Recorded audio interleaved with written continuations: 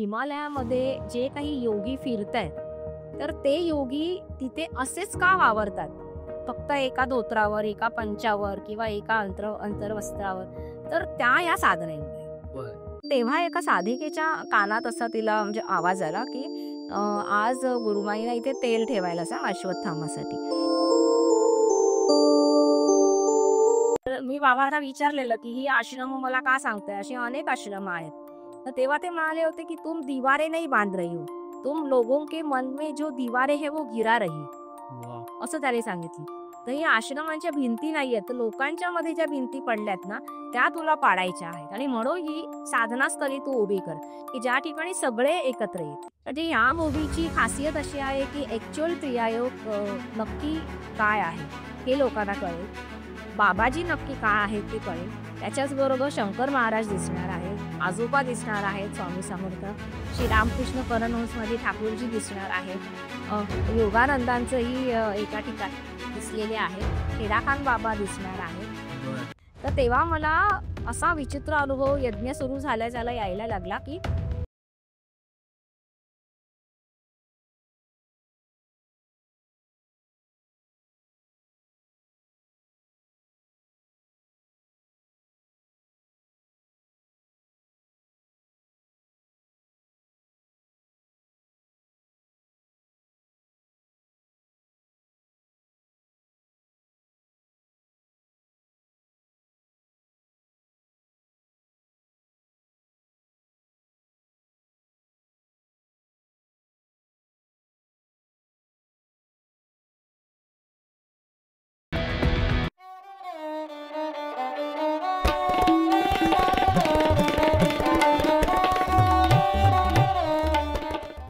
कॉस्मोस्टार media present sweet टॉक्सच्या आजच्या पॉडकास्टमध्ये तुमच्या सगळ्यांचं मनापासून स्वागत.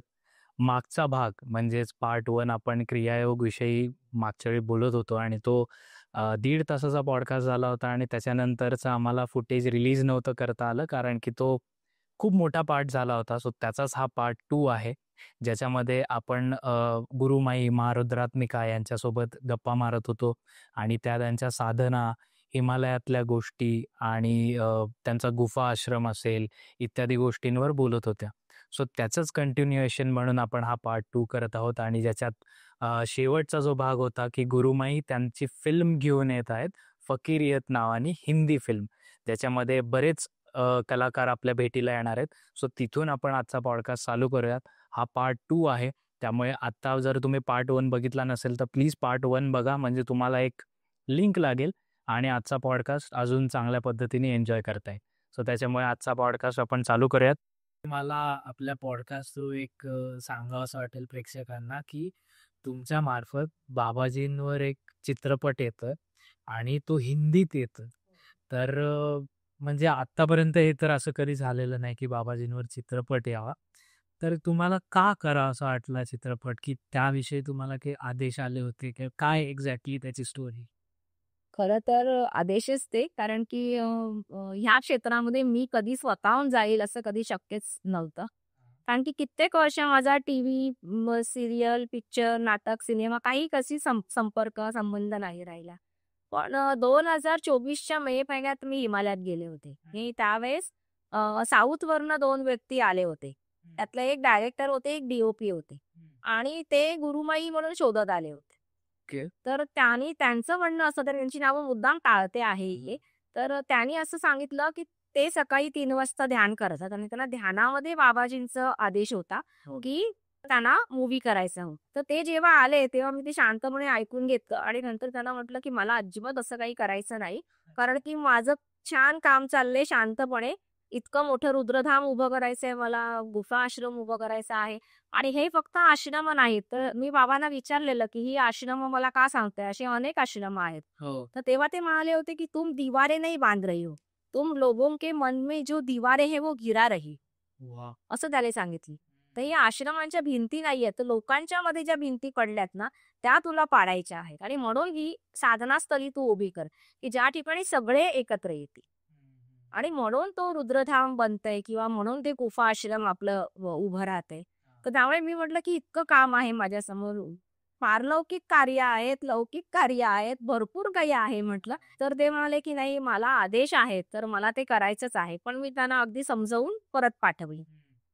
तर त्याने त्याची मला कारणंही सांगितली बरीचशी. कारण की आज बरीच लोकं स्वयंघोषित गुरु बनून स्वतःची पात्रता नसताना मार्गदर्शक बनतायत, गुरु बनतायत. लोकांना जे खरंच ज्ञान द्यायला पाहिजे ते दिलं जात नाही आहे.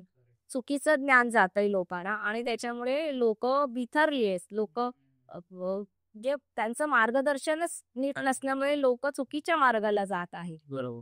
आणि म्हणून तुला हे केलं पाहिजे, की तुला खऱ्या गोष्टी ज्या आहेत त्या लोकांसमोर आणल्या पाहिजे. ते म्हणाले, की "जब झूठ पूरी दुनिया घूम के आता है ना, तब सच चप्पल पहनता है." अच्छा. असं ते म्हणाले. म्हणजे इतकं खऱ्या गोष्टी मागे राहतात. ओके. त्यामुळे तू हे झालं पाहिजे तुझ्याकडनं आणि खऱ्या अर्थाने क्रियायोग लोकांसमोर आला पाहिजे. बाबाजीचं कार्य लोकांसमोर आलं पाहिजे. तुझा संघर्ष लोकांसमोर आला पाहिजे. तू जे काही अवहेलना झेलली आहेस एवढ्या वर्षात, ती आली पाहिजे लोकांसमोर आणि म्हणून हे तुला करायचं आहे. म्हणजे मी तर म्हणेन, की एक गावी घर बांधायला सुद्धा माणसाचं आयुष्य जातं. हो, हो. तुम्ही 2 मोठ्या आणि एखाद्या स्त्रीने, एका प्रापंचिक स्त्रीने आपलं घर सांभाळून हे कार्य करता करता जागा घ्याव्या, ह्या गोष्टी खरंच या बाबाजींची लीला आहे आणि म्हणून हे शक्य आहे. नाहीतर शक्यच नसतं. आणि आज जे काही लोकं म्हणजे माझं अगदी प्रामाणिक मत आहे, की लोकांनी हे नाही करावं, की स्वयंघोषित गुरु बनून एखाद्याला मार्गदर्शन करायला जावं. ही गोष्ट खरंच होता कामा नये. माझ्याकडेच शिकलेली बरीच जणं गुरु बनलेली आहेत. अच्छा, अच्छा. आणि लोकांना सांगतात, की आम्हाला बाबाजींनी क्रियायोग दिला, बाबाजींनी क्रियायोग शिकवला. हे फार चुकीचे असते. करेक्ट. म्हणजे खोटं नाही बोलावं. हे क्षेत्र अध्यात्मामध्ये 19-20 पण नाही चालत. बरोबर. इथे 100% लागतं जे आहे ते. अगदी बरोबर. तुमचं प्रामाणिकपणा 100% हवंय. बाबाजीची अटच आहे ती, की तुमचं प्रामाणिकपणा 100% असेल ना.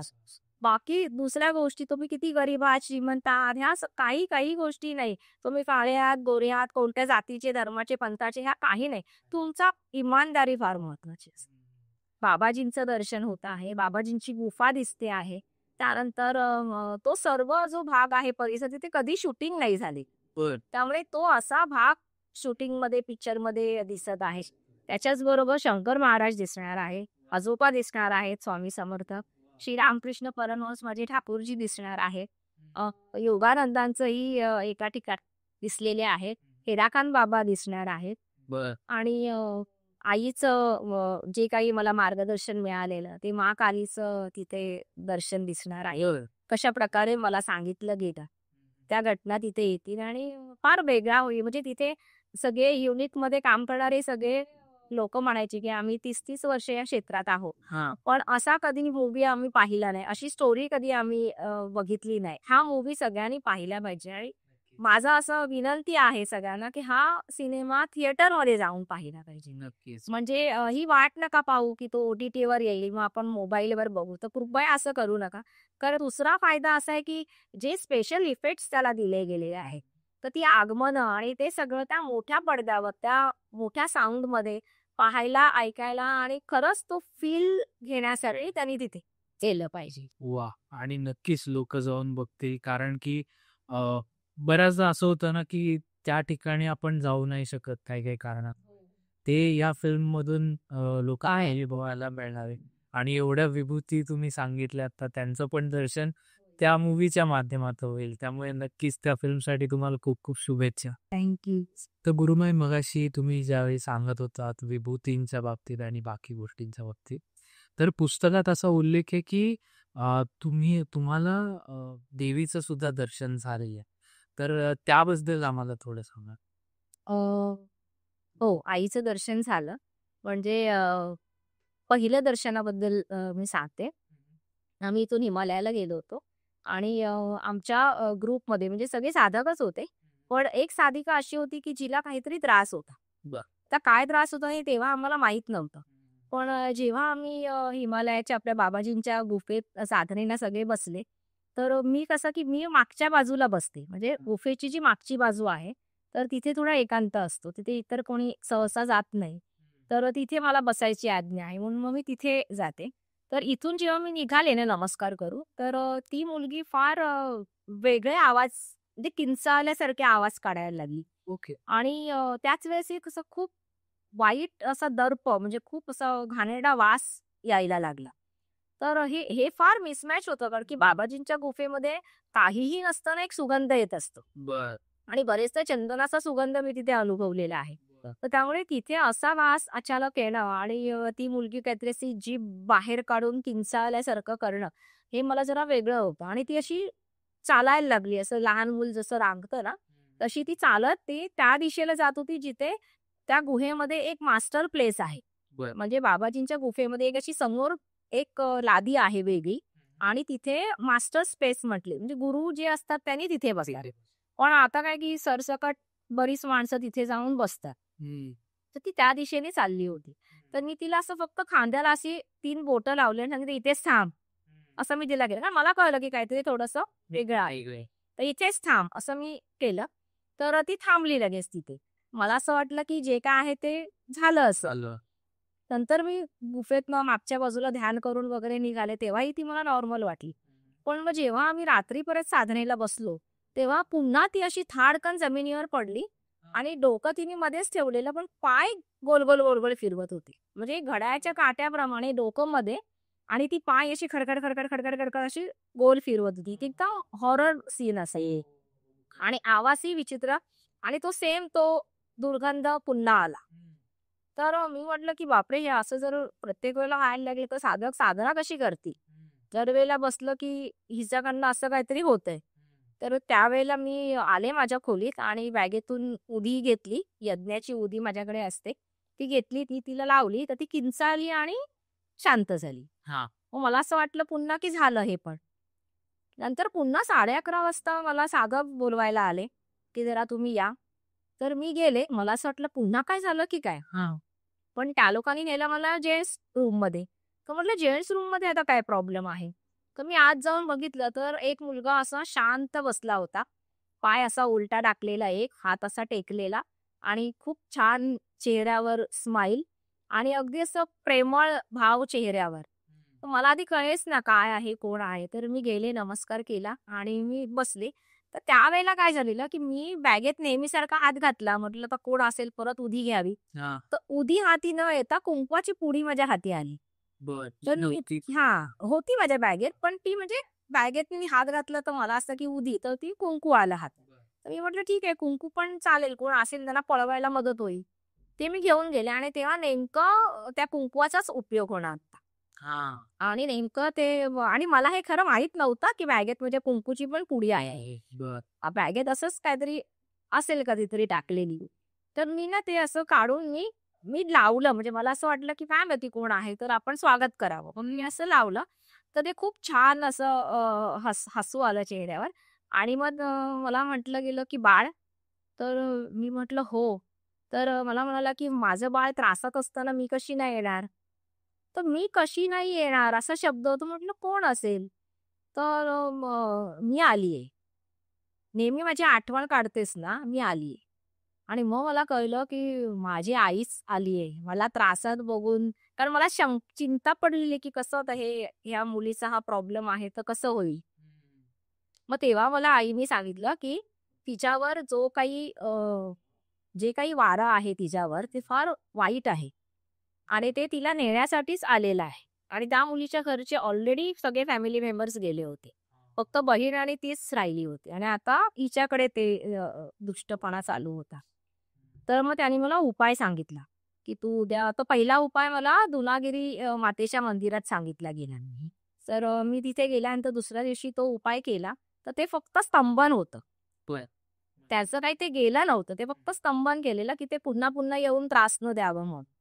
आणि तिथून आम्ही मग हेडाखानला गेलो. हेडाखान आश्रमात गेल्यानंतर पुन्हा आईचं आगमन झालं. आणि तेव्हा आईने मला सांगितलं, की "तुला तंत्र मला द्यायचं आहे. बर. तर जे माझं तंत्र आहे ना, ते मी तुला देणार." तर मी आईला म्हटलं, "आई क्रियायोग का?" तर आई म्हणाली, की "क्रियायोगही माझ्याचकडनं आलेला आहे." हां. असं म्हणाली. "पण तुला मला तंत्र द्यायचं आहे. आणि या तंत्राचं तू मला वचन दे, की ते तू गुप्त ठेवशील. हे फक्त लोक कल्याणासाठी मी तुला देत आहे." तर मी म्हटलं, "हो आई." असं म्हटलं आणि मग आईने मला तो उपाय सांगितला, की ते जे काही तिच्यात होतं ते काढण्यासाठी. आणि मग त्या सगळ्या वस्तू मला तिथे मिळवणं एक मोठं जिकिरीचंच काम होतं. तर त्या कशा-कशा अक्षरशः घरी-बिरी जाऊन लोकांच्या त्या वस्तू मागितलेल्या आहेत आम्ही, म्हणजे आपल्या साधकांनी. आणि त्या वस्तू जमा केल्या. मग आम्ही ते नदीत फार पुढपर्यंत गेलो, जिथून आपण दिसणार नाही आश्रमात. आणि तिथे गेल्यानंतर मग त्या सगळ्या वस्तू मांडून ते प्रार्थना केली गेली. जशी प्रार्थना केली तसं सोसाट्याचा वारा सुटला एकदम. हां. म्हणजे इतका वारा की त्या वस्तूही उडायला लागल्या. ओके. असं झालं. आणि त्यानंतर ती प्रार्थनेचं हे दिसायला लागलं आम्हाला समोर उपयोग झालेला, की ती प्रार्थना सुरू असतानाच ती पडायला लागली खाली. नंतर ती फायनली पडली. तिला शक्तीच नाही उठून उभं राहण्याची. आणि पूर्ण प्रार्थना संपेपर्यंत ते जे त्यांनी सांगितलेलं ते करायला ते केल्यानंतर ती पूर्ण शांत झाली, निश्चित पडून राहिली. त्यानंतर 2 मिनिटांनी, 3 मिनिटांनी उठली आणि एकदम फ्रेश दिसायला लागली अचानक. आणि काय झालं म्हणाली, "काय करतोय आपण?" तर तेव्हा आम्हाला बोलायचं नाही सांगितलेलं, की म्हणजे बोलायचं नाही अजिबात आपसामध्ये. तर त्यामुळे माझ्याबरोबर जे दोघे-तिघे आम्ही होतो, आम्ही गप्प होतो. हां. फक्त इशारा होता, की असं, की म्हणजे झालं. एवढंच आम्ही करत होतो. बाकी बोलायचं नव्हतं काहीच. तर ते केल्यानंतर मी सांगितलं, की झालं म्हणजे असं, की आता आपण निघूया. मग त्या सगळ्यांना नहायचं होतं नदीमध्ये. अंघोळ करून वस्त्र वाहून टाकायचे होते आणि नवीन वस्त्र धारण करायचे होते. म्हणजे जे ह्याला मदत करणारे होते ते आणि त्या मुलीला सुद्धा. तर दोघे 2 प्रवाहाकडे गेले. लेडीज इकडे गेली, मुलं त्या बाजूला गेली. आणि मला काही नव्हतं. कारण मी म्हटलं मलाही हे करावं लागेल का? आता आईने सांगितलं, की तुला नाही लागणार कारण की तू अग्निधारिणी आहेस. तर अग्नी म्हणजे भगवं. म्हणजे भगवत धारिणी जी आहे, तर त्यांना शौच वगैरे हा काही प्रकार नसतो. तर त्यामुळे तुला काही नाही लागणार करायला. तू निघून जा, तुझं झालं की. तर तसं मी निघून आले. ती लोकं मग स्नान वगैरे करून आले आणि मग त्यानंतर ती दुसऱ्या दिवशी की त्याच क्षणापासून ती खूप फ्रेश आणि छान दिसायला लागली मुलगी. ते सगळं तिचं ते निघून गेलं आणि मग तिला तो त्रास झाला नाही कधीच.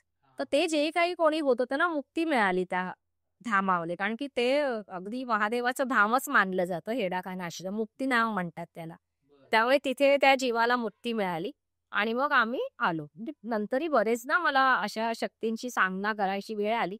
पण आईचं दर्शन त्या निमित्ताने झालं याचा मला खूप आनंद झाला. वाह! आणि नंतर आईचं तंत्रही मला मिळालं आणि अतिशय सोपं तंत्र आहे हे.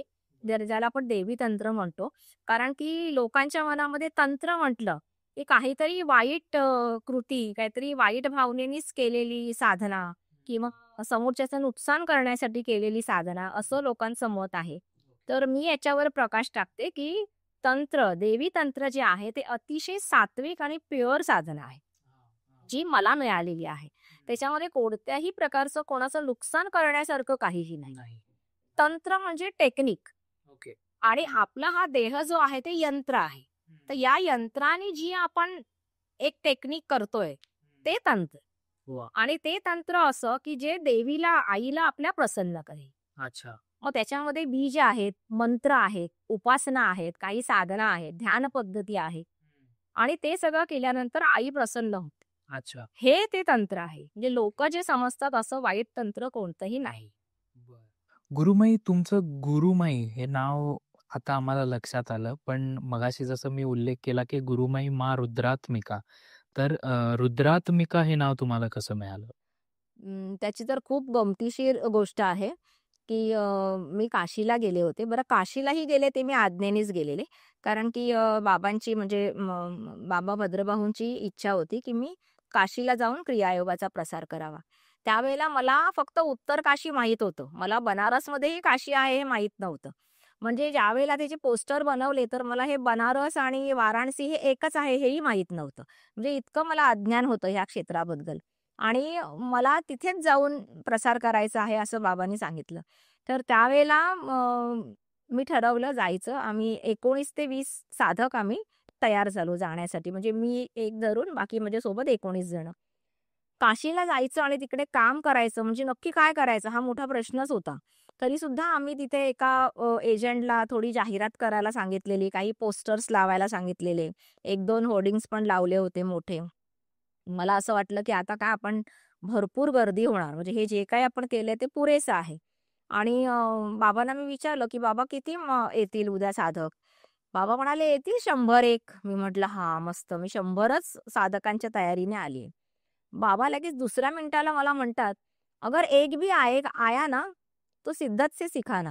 मी म्हटलं असं काय 100 वरनं एकदम एकावरच आले. त्यानंतर म्हटलं असेल काहीतरी यांचं बोलण्याच्या मागे काहीतरी रहस्य असेल. बॅचचा दिवस उजाडला. त्यावेळेस आम्ही एका आश्रमातच उतरलो होतो. सकाळी आपले साधक तयार खाली किंवा आता साधक येणार शिकण्यासाठी तर आपण त्यांचं स्वागत करायला.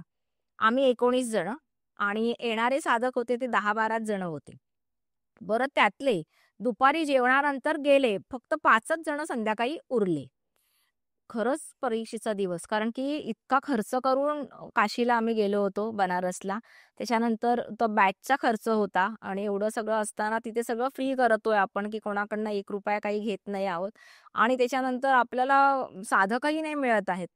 पण मी म्हटलं, की जर मला पाठवलं गेलं इथे, तर नक्कीच त्याच्यामागे काहीतरी कारण असेल आणि तसंच झालं. ती जी काही 5 मंडळी थांबली होती, त्यांनी नंतर खूप प्रचार केला आणि अवघ्या 6 महिन्यामध्ये तिथे मोठी बॅच झाली. जे आणि हे जे 5 मंडळी जे आले होते, ते त्या दिवसाचा एक महत्त्वाचा किस्सा मी सांगते, की ते 5 मंडळी शिकून गेले. मी थोडी नाराज होते जरा, की म्हणजे एवढ्या लांब आलो आपण आणि काय फक्त 5च साधक. त्यानंतर बाबा आले. बाबा म्हणाले, की विश्वास नाही का तुझा माझ्या बोलण्यावर? बुडिया भरोसा नहीं है क्या मेरे ऊपर?" असं. तर मी म्हटलं, "नाही बाबा, आहे विश्वास, पण तुम्ही सांगितलेलंत ना, की उद्या मोठा दिवस आहे." तर म्हटलं, "तसं काही मोठी घटना झाली नाही," म्हटलं.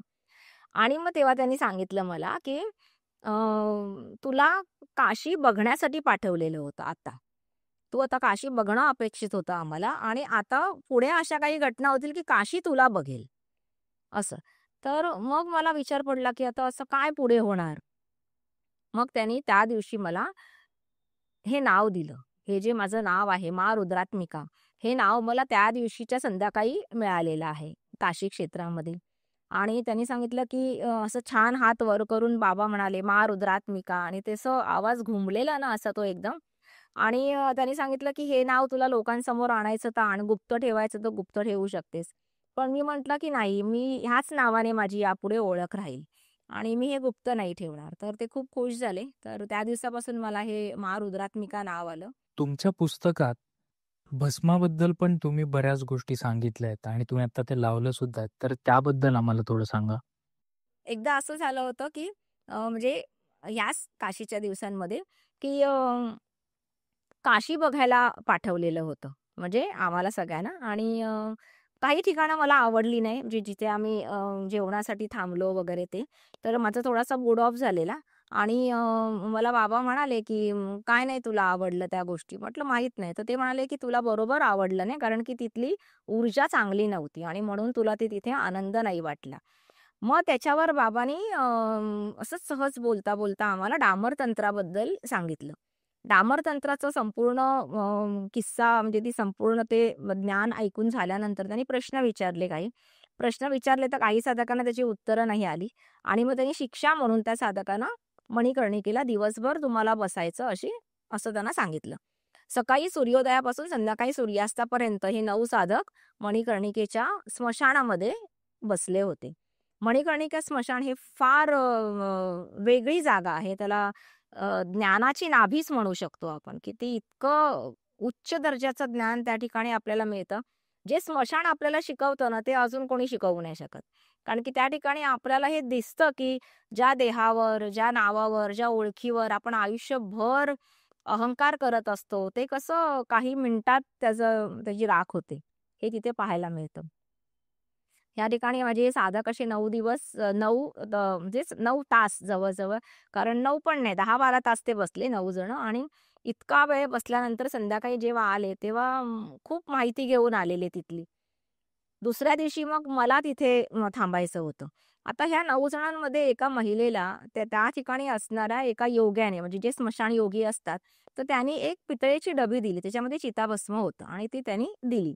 जेव्हा ही डबी तख्तवर आली म्हणजे जेव्हा बाबांच्या समोर आली, तेव्हा बाबांनी त्यातलं चिताभस्म मला लावलं आणि सांगितलं, की "हे तुला नेहमी लावायचं आहे आणि हे तुझ्याकडे ठेवून दे." मला तेव्हा इतकं आश्चर्य वाटलं, की चिताभस्म आपण लावतोय म्हणजे आतापर्यंत हा कन्सेप्टच नव्हता कधी, की म्हणजे स्मशानात जरी म्हणजे स्मशानातनं कोणी आलं तरी सुद्धा बरेचसे सोवळं असायचं आणि चक्क आता आपणच ते धारण करायचं यानंतर. तर तेव्हा बाबांनी सांगितलं, की चिताभस्म म्हणजे महादेवांचा शृंगार. जेव्हा तो आपण धारण करतो, तेव्हा असं समजा की आपण महादेवांनाच आलिंगन देतो आहोत आणि महादेवांना सगळ्यात प्रिय असलेली गोष्ट आपण धारण करतो आहोत. आणि जी व्यक्ती चिताभस्म लावते, त्या व्यक्तीला भस्म करण्याची इच्छा ठेवणारे स्वतः भस्म होतात. आणि हे ऐकल्यानंतर मला खरंच फार हे झालं आणि त्या दिवसानंतर मी चिताभस्म लावायला सुरुवात केली. चिताभस्म मी रोज लावते. घरातून बाहेर पडताना आवर्जून लावतेच आणि मला लागणारं चिताभस्म हे काशीमधूनच येतं. मणिकर्णिकेवरूनच येतं आणि तेच मी इथे वापरते. तर मला काशीने नाव दिलं, मा रुद्रात्मिका, चिताभस्म दिलं आणि भरपूर काही गोष्टी आहेत की ज्या काशीशी संबंधित आहेत. त्यामुळे काशी माझ्यासाठी खूप माझं आवडतं क्षेत्र आहे आणि खूप आवडतं मला तिथे. खूप चांगल्या प्रकारे काम तिथे आजपर्यंत झालेलं आहे आणि ते खूप पुढे वाढेल याची मला खात्री आहे. आणि म्हणजे आपला जो विषय आहे क्रियायोग, तर क्रियायोग म्हटल्यानंतर चक्रांचा उल्लेख होतो, सप्तचक्र. होय. तर मग सप्तचक्र आणि म्हणजे 7 लोक जे आपण म्हणतो, की मग त्यांचं काय कनेक्शन आहे एकमेकांशी? हो, आहे ना, चांगलंच कनेक्शन आहे. म्हणजे आपले सप्तचक्राला जोडून सप्तकोश येतात आणि सप्तकोशांना जोडून सप्तलोक असतात. बरं. म्हणजे आपण अभ्यासामध्ये, विज्ञानमध्ये आपण 5 कोश शिकतो. पण अध्यात्मामध्ये आपण सप्तकोश म्हणतो. कारण की आपण ज्ञान, विज्ञान वेगळं करतो. त्यानंतर मनोमय कोशामध्ये आपण आपलं मन, इच्छा आणि आपल्या वासना हे वेगळं करतो. बरं. तर त्याच्यामुळे हे सप्तकोश होतात आणि मग हे सप्तकोश आपल्या 7 चक्रांना जोडून असतात. ओके. त्यामुळे एका चक्राशी एका लोकाचा संबंध असतो. जेव्हा तुमचे सप्तकोश ब्राईट होतात, चांगले होतात, म्हणजे चक्र तुमचे चांगले झाले, की तुमचे कोश ब्राईट होतात. कोशांना ते तेज आणि ते प्रकाश निर्माण होतो. त्याच्यामुळे तुम्ही त्या सप्त लोकातील काही जीवांना अट्रॅक्ट करू शकता. बरं. म्हणजे फॉर एक्झाम्पल, की पहिले जे 3-4 लोक आहेत, तिथे तुमचे पूर्वज, म्हणजे पहिले ते 1-2 लोकांमध्ये शिक्षाच भोगणारे जीव असतात. अच्छा. त्याच्यातलं एक परलोक, पाताळ लोक तुम्ही ध्यानात पण पाहिलेलं आहे. तर त्याच्यामुळे तिथे भयंकर पीडित म्हणजे पीडा सोसणारे, सहन करणारे जीव तिथे असतात, की ज्यांना त्रास, त्यांची शिक्षा त्याला तिथे भोगायची असते. त्याच्यानंतर थोडं वरती आपण आलो, की जरा स्वर्लोक वगैरे, स्वर्लोकाचे काही 3 टप्पे, 4 टप्पे. त्याच्यामध्ये थोडे दानधर्म करणारे जीव असतात, की ज्यांनी चांगलं काहीतरी केलेलं आहे. त्याच्यानंतर मग तपोलोक आहे, सत्यलोक आहे. त्याच्यामध्ये अजून ऋषी-मुनी असतात, जनलोक आहे. तर त्या अशा लोकामध्ये वेगवेगळ्या डायमेन्शनचे म्हणजे जसे अवतार बाबाजी असतील, व बाबा भद्रबाहू असतील, की हे असे जीव की जे वेगळ्या डायमेन्शनमधून आपल्यापर्यंत येत असतात. डायमेन्शन म्हणजे स्तर असतं, या पृथ्वीवरचं स्तर असतं, की आपण फार खाली आहोत. हे फार वरच्या स्तरावर असणारे जीव असतात. तर त्यांचं लक्ष आपल्याकडे जाण्यासाठी आपले चक्र आणि कोश ब्राईट असणं फार आवश्यक असतं. आणि ते जेव्हा ब्राईट होतं, तेव्हा त्यांचं आपल्याकडे लक्ष जातं. ते आपल्याला मार्गदर्शन करतात, आशीर्वाद देतात. काही मार्गदर्शनातून आपल्याला काही शिक्षण देतात किंवा काही कार्य देतात आपल्याला. आणि आपल्या अध्यात्माचा खूप चांगला उपयोग होतो, जगण्याचा खूप चांगला उपयोग होतो. तर म्हणून साधना महत्वाची आहे. साधना नीट असेल की तुमचे चक्र छान होतात. आणि ऑरा रिडिंगमध्ये वगैरे मी तर शिकवते या सगळ्या गोष्टी, की कशाप्रकारे आपण आपलं ऑरा खूप चांगला ठेवू शकतो. ओरा आपण लॉक कसा करू शकतो किंवा आपण रिसिव्हिंग मोडमध्ये कसे राहतो किंवा आपल्याला एखादी गोष्ट स्वीकारायची नाही आहे, तर आपण निगेटिव्ह कसं काय, म्हणजे आपण ते स्वतःला बंद कसं करून घ्यायचं, आपला ओरा लॉक कसा करायचा. हां. म्हणजे तुमच्या क्रियायोगच्या बॅचमध्ये तुम्ही हे हो, ॲडव्हान्स स्टेजला ह्या सगळ्या गोष्टी त्याच्यामध्ये येतात. बरं. आणि त्याच्यामध्येच आपण सप्तचक्रांबद्दल आणि सप्तकोश, सप्तलोक याबद्दल पण शिकतो. हां. आणि त्याच्यामुळे आपल्याला ओरा आपला सुरक्षित ठेवता येतो. कारण ओरा आपला नीट असेल, तर आपण कोणत्याही वाईट गोष्टीच्या ह्याच्यात येत नाही किंवा ती गोष्ट आपल्यापर्यंत पोहोचू शकत नाही. ती फार तर आपल्याला पाहू शकेल, पण बरं. आपल्याला स्पर्श नाही करू शकत. बरं. तर असं. म्हणजे मला आता तेच जोडून विचारायचं होतं, की आपण मगाचपासून बॅचेस आणि आपल्या म्हणजे तुमच्या आश्रमाविषयी तुम्ही सांगत होता. तर नक्की तुम्ही काय-काय गोष्टी करता जेणेकरून लोकं तुम्हाला जोडले जाऊ शकतील किंवा त्यांना तुम्ही हेल्प करू शकता? हो. एकतर क्रियायोगाची दीक्षा, की क्रियायोगाची दीक्षा मी देते. बरं, दीक्षा आपण जरी म्हणत असलो, तरी यात कुठलंही अवडंबर नाही आहे. अगदी नॉर्मल साधक येऊन बसतात. आपण त्यांना क्रियेची जी मेथड आहे ती शिकवली जाते. ते ती ग्रहण करतात. कारण त्यांना ग्रहण केलं म्हणतात. दीक्षा ग्रहण केली जाते. ती लिहिली जात नाही किंवा काही नाही.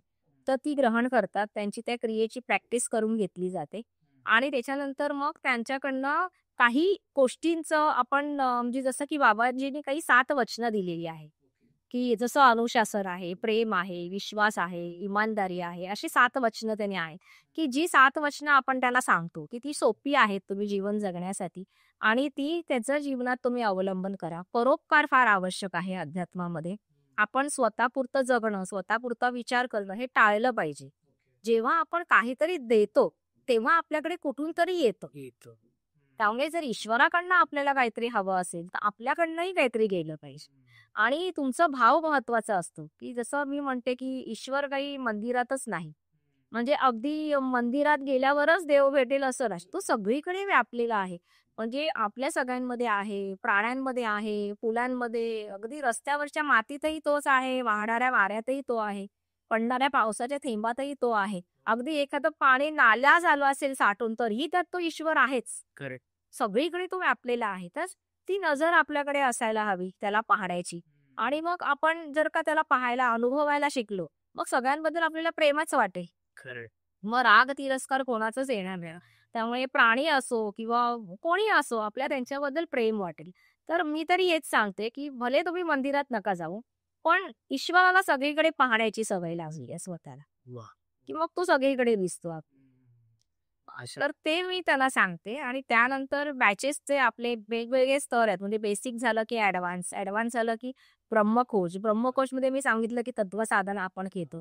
तर ते 2 पार्टमध्ये आपण घेतो. एक इनडोअर असतं, एक आउटडोअर असतं. बरं. आउटडोअरमध्ये आपण प्रत्यक्ष तो अनुभव घेतो. पाण्यात बसून, अग्नीजवळ बसून, वाह! खुल्या आकाशाखाली बसून. त्यानंतर भूतत्वाच्या साधनेमध्ये आपण हातात दगड घेऊन ती साधना करतो आणि मग कळतं की दगडाचं वजनच नाहीये. आपण आणि दगड एकदम एकसारखे झालोय. पाण्यात बसलो की कळतं पाणी आता गार लागतच नाहीये. शरीर टेम्परेचरने ते सेम झालेलं आहे.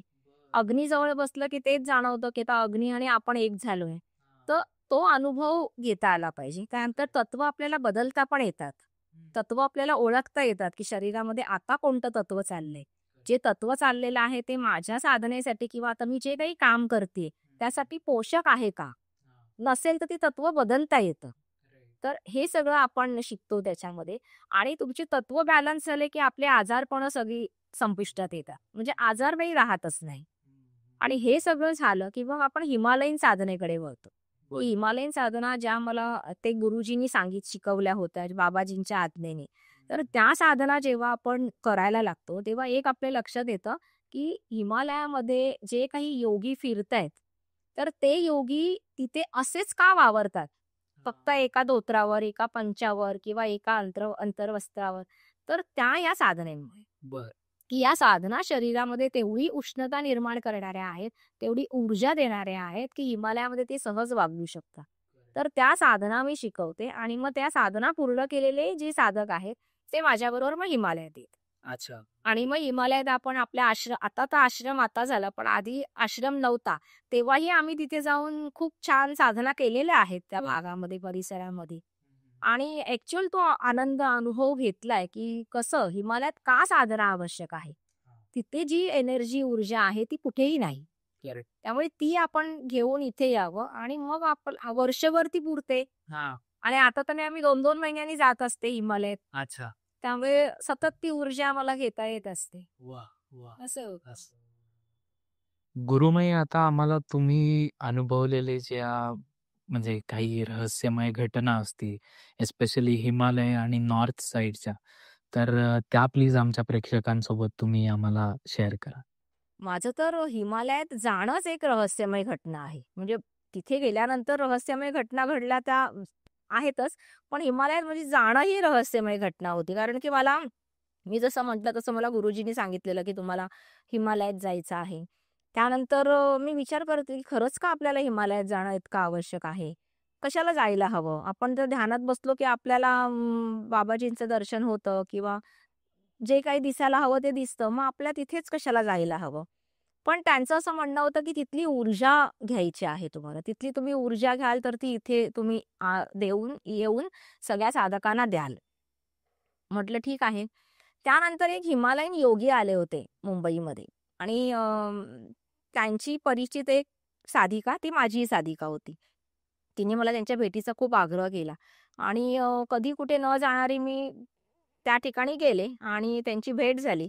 तर तेव्हा त्यांनी मला पहिलंच त्यांचं वाक्य असं होतं, की "आप अपना अधिकार नहीं समझ रही है." असं त्याने मला सांगितलं, की तुम्ही तुमचा अधिकार ओळखत नाही आहात. तर तुम्हाला हिमालयात जायचं आहे आणि हिमालयात जाऊन तिथली ऊर्जाचा अनुभव घ्यायचा आहे. ती ऊर्जा सर्व लोकांना वाटायची आहे. तर मला असं वाटलं, अरे बापरे! पुन्हा हिमालयाचा विषय आला. त्यानंतर आमच्या घरी सामूहिक साधना व्हायची. क्रियायोगी सगळे आपले क्रियावान साधक येऊन साधना करायचे.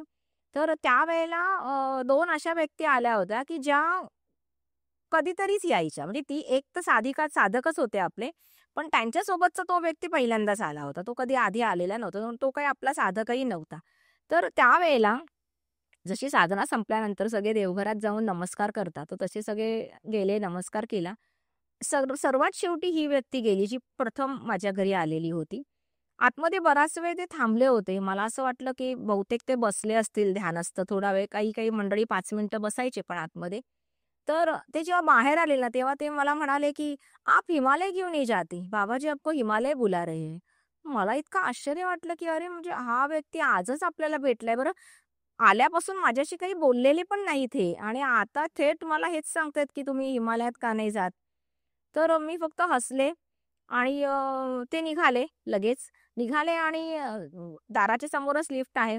लिफ्टमध्ये आत गेल्यानंतर ते मला म्हणतायत, "आप जाइए, आपका घर है वो." आणि लिफ्टचा दरवाजा बंद झाला. मला त्यांना विचारायचं होतं, की ते असं का तुम्ही म्हणालात? तुम्ही आतमध्ये जाऊन नक्की काय तुम्ही केलत किंवा काय मेसेज तुम्हाला मिळाला, की ज्यामुळे तुम्ही मला असं म्हणताय? आणि ती व्यक्ती निघून गेली. साधकाला मी नंतर विचारलं, की "अरे, त्या दिवशी तुला भेटलेले ते गृहस्थ वगैरे." तर तो म्हणाला, की "ती व्यक्ती मला पहिल्यांदाच भेटली होती. आमचं एक काम होतं म्हणून, पण ते कामही झालं नाही आणि नंतर ती व्यक्ती मला परत भेटली नाही." म्हणजे हा माणूस पुन्हा मला भेटला नाही किंवा त्या साधकालाही भेटला नाही. कोण होता, काय त्याचं फक्त नाव त्या साधकाने सांगितलं, बाकी काही मला कळलेलं नाही. मला आश्चर्य वाटलं. मग मला असं वाटलं, की खरंच हिमालयामध्ये आपण जायला हवं. काहीतरी महत्त्वाचं आहे. मग आम्ही काही साधकांनी जायचं ठरवलं. जायचं ठरवलं तर तो किस्सा मी सांगितलाच आहे, की 23 साधक ठरले होते. त्यावेळेस सांगितलेलं कुंडलिनी जागरण करून ने वगैरे आणि मग तो सगळा गुरुपदापर्यंतचा तो सगळा प्रसंग. तर ही सगळी मंडळी आणि आम्ही ते सगळं गुरुपद झालं, साधना झाली, सगळं झालं आणि मग आम्ही जायला अगदी 6-7 दिवस राहिले आणि हिमालयामध्ये भूकंप झाला. जो नेपाळच्या बाजूला झाला होता आणि 2015चा तो सगळ्यांना माहिती आहे. बरीचशी पडझड झाली, मोठी-मोठी झाडं उन्मळून पडली होती. अक्षरशः पाण्याचे जे काही पाईप्स वगैरे होते तेही निघाले होते जमिनीतनं आणि खूप तसं नुकसान झालं होतं. पण मी ठरवलं की मी जाणारच. कारण की सोबतचे काही साधक म्हणाले, की "आपण जरा विचार करूया. काही रस्ता वगैरे बंद झाला, दरड कोसळली, आपण अडकू." म्हटलं, "तुम्हाला कोणाला यायचं नसेल तर हरकत नाही, पण म्हटलं मी जाणार." असं करून सगळेच शेवटी तयार झाले आणि आम्ही हिमालयात पोहोचलो. त्यावेळेस खरंच खूप झाडं पडलेली होती. बरेचदा गाडी थांबवावी लागायची, झाडं बाजूला करावी लागायची, मग जावं लागायचं. त्यानंतर गाडीचे टायर बरेचदा पंक्चर व्हायचे कारण रस्ताच खूप खराब झालेला. पाण्याची खूप त्रास होता कारण की पाण्याचे पाईप वगैरे सगळे तुटले होते. असं तो हे होता. पण आमची त्यावेळची यात्रा आणि अतिशय छान झाली. अ, त्यावेळेस मला अश्वत्थाम्याला तेल ठेवण्याबद्दल त्या यात्रेत सांगितलं गेलं. त्या दिवशी आम्ही ध्यानस्थ बसलो होतो संध्याकाळी आणि म्हणजे ॲस्ट्रल ट्रॅव्हल वगैरे आम्ही करायचो आणि त्यानंतर शांत ध्यान करायचो. तर तेव्हा एका साधिकेच्या कानात असा तिला म्हणजे आवाज आला, की आज गुरुमाईला इथे तेल ठेवायला सांग अश्वत्थामासाठी. तर तिलाही आश्चर्य वाटलं, की असं कसा मेसेज आहे आणि अश्वत्थामा हिमालयात असा काही कधी रेफरन्स नाही ऐकलेला. तर तिने मला ते सांगितलं ध्यानातून उठल्यानंतर आणि मी म्हटलं, "ठीक आहे, ठेवूया ना," म्हटलं. काय माहिती कशासाठी कोणाला हवं असेल आणि आम्ही तिथेच उपलब्ध असलेला एक मातीचा दिवा, त्याला आपण खापर म्हणतो, तर तसं त्या मातीच्या दिव्यामध्ये आम्ही तिळाचं तेल जे तिथे होतं ते ओतलं आणि ठेवून दिलं. जमीन सगळी सारवलेली होती आणि तिथे धुनी होती आणि हा दिवा तेलाचं भांडं आम्ही ठेवलं आणि आम्ही निघून गेलो. चावी आमच्याकडेच होती मंदिराची. आम्ही मंदिर बंद केलं, जाऊन झोपलो. सकाळी 5:30ला आम्हालाच उघडायचं होतं. आम्ही येऊन उघडलं सकाळी 5:30ला. मला ती उत्सुकता होती, की पाहायचंय की त्या भांड्यात किती तेल आहे. आणि आश्चर्य, की आम्ही सगळे एकत्र गेलो होतो, सगळे एकत्रच आलो. म्हणजे असं नाही की कोणीतरी गेलंय, काहीतरी केलंय असंही नाही. आलो तेव्हा बघितलं, की ती सारवलेली जमीन तशीच होती स्वच्छ. कुठेही काही तेलाचा थेंब किंवा काही पडलेलं नव्हतं. पण ते तेलाचं भांडं मात्र अर्धं झालेलं होतं. आणि असं काही तो नवीन दिवा नव्हता, की त्यात तेल जिरेल वगैरे. तर जुना वापरातलाच तिथला दिवा होता. तर त्याच्यात ते तेल अर्धं झालेलं होतं आणि मला खात्री पटली, की बहुतेक तेल कोणीतरी नेलेलं असावं. त्या वर्षापासून मी नियमितपणे जेव्हाही हिमालयात जाते, तर तिथून येताना एक ठराविक जागा आहे. त्या ठिकाणी मी तेलाचं भांडं किंवा तुपाचं भांडं म्हणजे तुपाचं काहीतरी वस्तू, बॉटल, बरणी असं काहीतरी ठेवून येते. आणि याच्यावर असं मी विचारलंही होतं बाबांना, की "खरंच का हे तेल वापरलं जातं?" तर त्यांनी सांगितलेलं, की ते घेत असेल. म्हणजे अश्वत्थामाला हे तेलाची किंवा तुपाची गरज असते आणि म्हणून ते जात असेल, तर ते तू ठेवत जा, असं त्यांनी सांगितलं. तर ही माझी पहिली फेरी होती. त्याच्यामध्ये आम्ही खूप छान साधना केल्या. ॲस्ट्रल ट्रॅव्हलचे खूप छान अनुभव घेतले. बरं त्या तिथल्या सर्व ते भूकंपाचे जे काही नुकसान झालेले, त्याचेही त्रास आम्ही तिथे भोगले गेल्यानंतर आणि आलो आम्ही परत. नंतर माझे वारंवार जाणं माझं सुरू झालं. नंतर एकदा मी जेव्हा पुन्हा गेले होते 2016ला जेव्हा मी परत गेले, तर तेव्हा आम्ही सगळ्यात पहिलं गेलो हेडाखान आश्रमात आणि हेडाखान आश्रमाच्या गंगेच्या पात्रात म्हणजे नदीच्या पात्रात गौतमी गंगा नदी आहे तिथे. त्याचं पात्र फार मोठं आहे. तर संध्याकाळी साधनेला बसलो आणि ध्यानातून उठलो तेव्हा अंधार झालेला. तर अंधारात मला असं दिसलं, की पहाडांवरनं अशी पहाडावर आग पेटलेली आहे. म्हणजे अशी झाडं पेटतायत सगळीकडे. तर मला ते इतकं दृश्य बघून भयान वाटलं. तर मी विचारलं, की "हे असं का?" तर मला गावातल्या लोकांनी सांगितलं, की पाऊस पडलेला नाहीये वर्षभर आणि त्याच्यामुळे ही झाडांना वणवा लागलेला आहे आणि ही अशी रोजच पेटतात. तर ते बघून मला खूप वाईट वाटलं आणि मी म्हटलं, की "उद्या ना आपण वरुण देवतेला प्रार्थना करूया साधनेला बसलो की." आणि तसं आम्ही दुसऱ्या दिवशी साधनेला बसलो तेव्हा वरुण देवतेला ते सगळे शब्द वगैरे माझ्याकडे असे ध्यानात आले माझ्याकडे आणि आम्ही ती प्रार्थना केली. प्रार्थना केल्यानंतर मला खात्री होती, की पाऊस पडणार. त्याच्यानंतर आम्ही समोरच नवकळसाचं मंदिर आहे नदी क्रॉस केल्यावर, तर त्या तिथे गेले. तिथे गेले तर मी नमस्कार करणार त्याच्या आधीच एक व्यक्ती दारात उभी होती, म्हणजे मंदिराच्या दारात आणि त्याने मला सांगितले, की "माताजी, आज ना आपको सिद्धाश्रम जाने का है." तर मला प्रश्न पडला, म्हटलं ही व्यक्ती कोण? मला सिद्धाश्रम कोणतं सिद्धाश्रम वगैरे? तेव्हा मला नंतर त्यांनी सांगितलं, की ते हैदराबादवरनं आलेले गृहस्थ होते. त्यांची आणि माझी काही ओळख नाही. पण त्यांना मला पाहिल्यानंतर असं उत्स्फूर्तपणे वाटलं, की मला हे सांगावं, की तुम्ही सिद्धाश्रमला जा. बरं सिद्धाश्रम कोणतं? मी त्यांना विचारलं, की कुठे आहे? तर त्यांनी मला फोटो दाखवला एक. त्यांच्याबरोबर एक मुलगा होता. त्याच्याकडे मोबाईल होता. त्या मोबाईलमध्ये एक फोटो होता. तर फोटोमध्ये एक कुटिया होती फक्त सिद्धाश्रमच्या नावाखाली. पण ती कुटिया मला इतकी ओळखीची वाटली, कारण की बरेचदा ध्यानामध्ये ना मी अशी कुटिया पाहत होते. तर ती कुटिया ना मला दिसली तिथे. तर ते म्हणाले त्यांनी रस्ता सांगितला कसं-कसं जायचं. जो रस्ता सांगितला तो खरा रस्ता नव्हताच. त्या ठिकाणी गाडी वगैरे जाणं खूप असं धोकादायकच होतं. कारण रस्ता नव्हता ते फक्त खणलेलंच होतं तिकडे.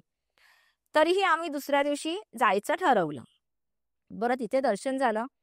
ते पुजारी बाबा आले मंदिराचे आणि त्यांनी मला सांगितलं, की "कल आप ना आदि कैलाश जाइये." म्हटलं आज चाललंय काय? जो तो येतो आपल्याला ऑर्डरच सोडत आहे. म्हटलं आदि कैलाश कहाँ है? बोले ये क्या ये सामने जो दिख रहा है ना, वो आदि कैलाश है. वहाँ पे ना महादेव जी है. तो आप वहाँ पे जाके कल ना अभिषेक करके आइए.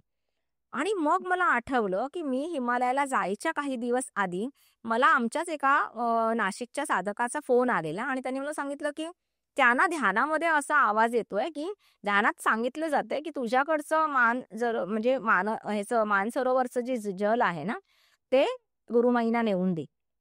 त्यांनी मला शेवटी फोन केला. मला विचारलं, की "असं का?" तर मी म्हटलं, "ठीक आहे," म्हटलं, "द्या तुम्ही. आता काय असेल कारण मला माहीत नाही." म्हटलं, "ते माझ्याकडे तुम्ही देऊन ठेवा." त्याने ते मला पाठवलं. ती मला बॉटल मिळाली. बरं ती आता विमानात वगैरे ती कशी कॅरी करायची म्हणून मी तिला बिसलेरीच्या बॉटलमध्ये ओतून ते सीलबंद करून ठेवलं होतं. म्हणजे घट्ट बूच लावून ठेवलं होतं. जेव्हा मी हिडाखान आश्रमात गेले, तेव्हा माझ्या रूममध्ये जी काही सेविका होती, तिने मात्र माझी बॅग साफ केली. म्हणजे साफ केली तसेच सगळं जे टाकायचं ते कागद, टिश्यू हे काढून टाकलं आणि बॉटलही टाकून दिली. आणि हे जेव्हा मला पुजारी म्हणतायत, की तुम्हाला उद्या जाऊन तुम्ही तिथे अभिषेक करा. तेव्हा मला एकदम आठवलं, की अरे आपल्याकडे ते मानसरोवरचं जल जे आलेलं आहे, ते कशासाठी आलंय? अभिषेकासाठीच आलेलं असेल का? आणि मी लगेच तिला विचारलं, की "अगं बॉटल होती माझ्या बॅगेत छोटी बिसलेरीची, ती म्हणाली मी टाकून दिली." म्हटलं, "अगं ते पाणी हवं होतं, ते जल हवं होतं."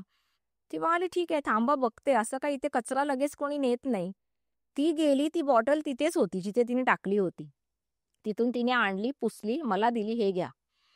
ते जल आणि सोबत बऱ्याचशा बिसलरीच्या बॉटल्स घेऊन दुसऱ्या दिवशी आम्ही सर्वात प्रथम प्रवास सुरू केला तो आदी कैलासचा. आदी कैलासला बरंच अंतर आहे, जे चालून जावं लागतं. थोडं अंतर गाडीने गेलो, तिथे उतरलो आणि आम्ही चढण सुरुवात केली. जिथे आम्ही उतरलो, तिथे एक सफेद कपड्यातले साधू सारखे पुजारी एक आले होते. तर ते मला म्हणाले, "माताजी आई आहे." म्हटलं, "अरे तुम्ही कोण? आप कौन?" तर बोलले, की "मला पुजारी बाबांनी फोन केला होता, म्हणजे की तुम्ही येणार आहात. तो मैं आपको लेने के लिए आया." मी म्हटलं, "कमाल आहे. म्हणजे एवढ्या उंचावरनं हा माणूस केवळ आपल्याला घ्यायला कसा काय आला?" मी म्हटलं, "आता आपण विचार नकोच करूया, कारण की इतक्या सगळ्या घटना घडतात, की आता आपल्याला काही कळणारच नाही." आणि आम्ही त्यांच्याबरोबर प्रवास सुरू केला. जर का ते नसते, तर आमचं तिथे पोहोचणं मुश्किल होतं. कारण की बरेच त्या टेकड्या चढ-उतर, चढ-उतर करत फायनली आपण त्या पर्वतावर पोहोचतो, जिथे आदी कैलासचं मंदिर नाही, फक्त एक शिवलिंग आहे, असं मोठं शिवलिंग ठेवलेलं. बरेचसे त्रिशूळ लावलेले होते. आता इतक्या वर्षानंतर तिथे एक असं काही बांधकाम थोडंसं झालंय, पण मंदिर बांधलेलं नाही आहे. देव मात्र असा उघड्यावरच आहे. तिथली प्रथा असावी बहुतेक. पण बाकीचं त्याने काय-काय असं छोटंसं एक कारंजा, छोटंसं असं काय-काय त्याने उभं केलेलं आहे. पायऱ्या बांधून झाल्यात, बसायची व्यवस्था केली आहे. तर त्याने आम्हाला नेलं. आम्ही तिथे छान आधी बघितलं तर बरचसं अस्वच्छ होतं सगळं. ते म्हणाले, की "इथे पाणी नाहीये, पाऊसच आलेला नाही, त्यामुळे आमच्याकडे पाण्याची खूप कमी आहे." मी बिसलेरीचं पाणी आम्ही नेलेलं. आम्ही थोडंसं तिथे थोडंसं साफ करून घेतलं तेवढंसं ती जागा. त्यानंतर आम्ही अभिषेक, पूजा नीट केली, महिमा स्तोत्र सगळं व्यवस्थित केलं आणि त्याच्यानंतर आम्ही तिथून त्याने आम्हाला तो तिथला हर्बल टी दिला. तो आम्ही घेतला. आम्हाला जे काही देऊ शकत होतो ते आम्ही तिथे मंदिरासाठी दिलं आणि आम्ही तिथून निघालो. आम्ही आलो तेवढंच उतरायचं होतं जेवढं आम्ही चढून गेलेलो. भीषण होतं ते सगळं म्हणजे इतकं चढून गेलं तर पुन्हा सगळं उतरून पण यायचं आहे. आल्यानंतर आम्ही आश्रमात पोहोचलो आणि विजांचा आवाज व्हायला लागला. ढगांचा आवाज व्हायला लागला. तेव्हा मला असं वाटलं खरंच पाऊस येतोय का? आणि खरंच 5 मिनिटात 5 मिनिटं पण नाही ते म्हणजे 10 सेकंदांमध्ये इतक्या जोरात पाऊस पडायला सुरुवात झाली आणि अक्षरशः लहान मुलं नाही तर मोठी माणसंही पाण्यात नाचत होती, खेळत होती. आणि मला इतका आनंद झाला, की अरे म्हणजे आपली इच्छा होती आपण आजच प्रार्थना केलेली, की वरुण देवतेला म्हणजे काल केली होती, की पाऊस पडावा आणि आज चक्क पाऊस पडतो आहे. आता ही बातमी वाऱ्यासारखी पसरली हेडाखानमध्ये, की "वो माताजी गई थी वहाँ आदि कैलाश, वहाँ अभिषेक किया, इसलिए बारिश हो गई." असं काही नव्हतं, म्हणजे असं काही माझ्या मनातही नव्हतं. पण सगळ्यांचं तसं मत झालं आणि मला सगळ्यांनी सांगितलं, की "नहीं, आपकी वजह से बारिश हो गई." म्हटलं, "अरे, ऐसा कुछ नहीं." मी रोज रात्री माझे अनुभव लिहून ठेवते हिमालयामध्ये. तर त्या रात्री मला असं उत्तर मिळालं अनुभव लिहिताना, की त्या ठिकाणी मानसरोवरच्या जलाने महादेवांना अभिषेक होणं आवश्यक होतं. आणि त्याच्यासाठी माझी निवड झाली. तो अभिषेक केला गेला आणि त्याच्यानंतर महादेव बिचारा भोळे देव आपले, ते शांत झाले, खुश झाले आणि त्या भागामध्ये पाऊस पडला. आणि अगदी म्हणजे पेपरला बातम्या आल्या दुसऱ्या दिवशी, की जनजीवन को राहत वगैरे असं आणि इतकं छान पाऊस पडला. तर हा एक अनुभव खूप छान होता माझा. दुसऱ्या दिवशी आम्ही ते सिद्धाश्रमला जायचं ठरवलेलं. तो प्रवास फार कठीण होता, कारण की मी म्हटलं, की गाडी रस्ताच नव्हता आणि आम्ही तर ती ह्याची टेम्पो ट्रॅव्हलर घेऊन गेलेलो. जाताना तो असं वाटलं, की एक चाक आता बाहेरच जातंय रस्त्याच्या. आता आपण पडणारच कड्यावरनं. पण तसं काही झालं नाही. पण भीती निर्माण झाली सगळ्यांच्या मनात. मग आम्ही सगळे जप करत वगैरे पोहोचलो. पोचल्यानंतर तिथे म्हणजे अगदी स्वर्गासारखं छान वातावरण होतं. ते मंदिर, ते जे काही तिथे होतं, ती कुटिया खूप छान होती. कुटियामध्ये सगळे देवी-देवतांच्या छोट्या-छोट्या मातीच्या मूर्त्या होत्या. मी तिथे पूजा वगैरे केली. आम्ही सगळ्यांनी तिथे अ, अ, त्या पुजाऱ्यांनी जे काही सांगितल्या बऱ्याच गोष्टी त्या आम्ही ऐकलो आणि मग आम्ही तिथून निघालो. निघताना मात्र आम्ही मग पुढे कुकुचिनाला आलो. तर माहीत नाही, पण त्या ठिकाणी मी जाणं आणि त्या ठिकाणी ती प्रार्थना करणं, तो पाऊस पडणं, त्यानंतर सिद्धाश्रमला जाऊन दर्शन घेणं, ही कुठेतरी बाबाजींची किंवा विभूतींची इच्छा होती आणि म्हणून त्या घटना घडल्या. जेव्हा मी कुकुचिनाला आले, तेव्हा आम्ही साधनेसाठी आम्ही एका जुन्या मंदिरात द्वारहाटला बसलो होतो आणि तिथे एक महिला आली. महिला इतकी वयस्कर होती, की आणि हातात 2 मोठ्या-मोठ्या बिसलरीच्या बॉटल्स घेऊन आलेली. तर सगळ्यात पहिलं वाईट वाटलं, की अरे ह्यानी एवढं वजन का उचलून आणले? त्या आल्या आणि माझ्या बाजूला बसल्या आणि म्हणाल्या, की "आप सबके लिए मैं पानी लेके आई हूँ." आता खरं तर कुठलं पाणी किंवा अन्न पटकन आम्ही काही कोणी घेत नाही. मी तर टाळतेच. पण तिचा तो जो भाव होता ना प्रेमळ, तो बघितल्यानंतर असं वाटलंच नाही, की हिने आणलेलं पाणी आपण न घ्यावं. मी सगळ्यांना सांगितलं, की "नाही घ्या, बिंदास घ्या" आणि मीही ते पाणी तिच्यासमोर प्यायली. त्यानंतर तिने मला सांगितलं, की "आपको ना मुझे कहाँ-कहाँ लेके जाना है." तर आमच्या दोघींची ओळख काहीही नाही.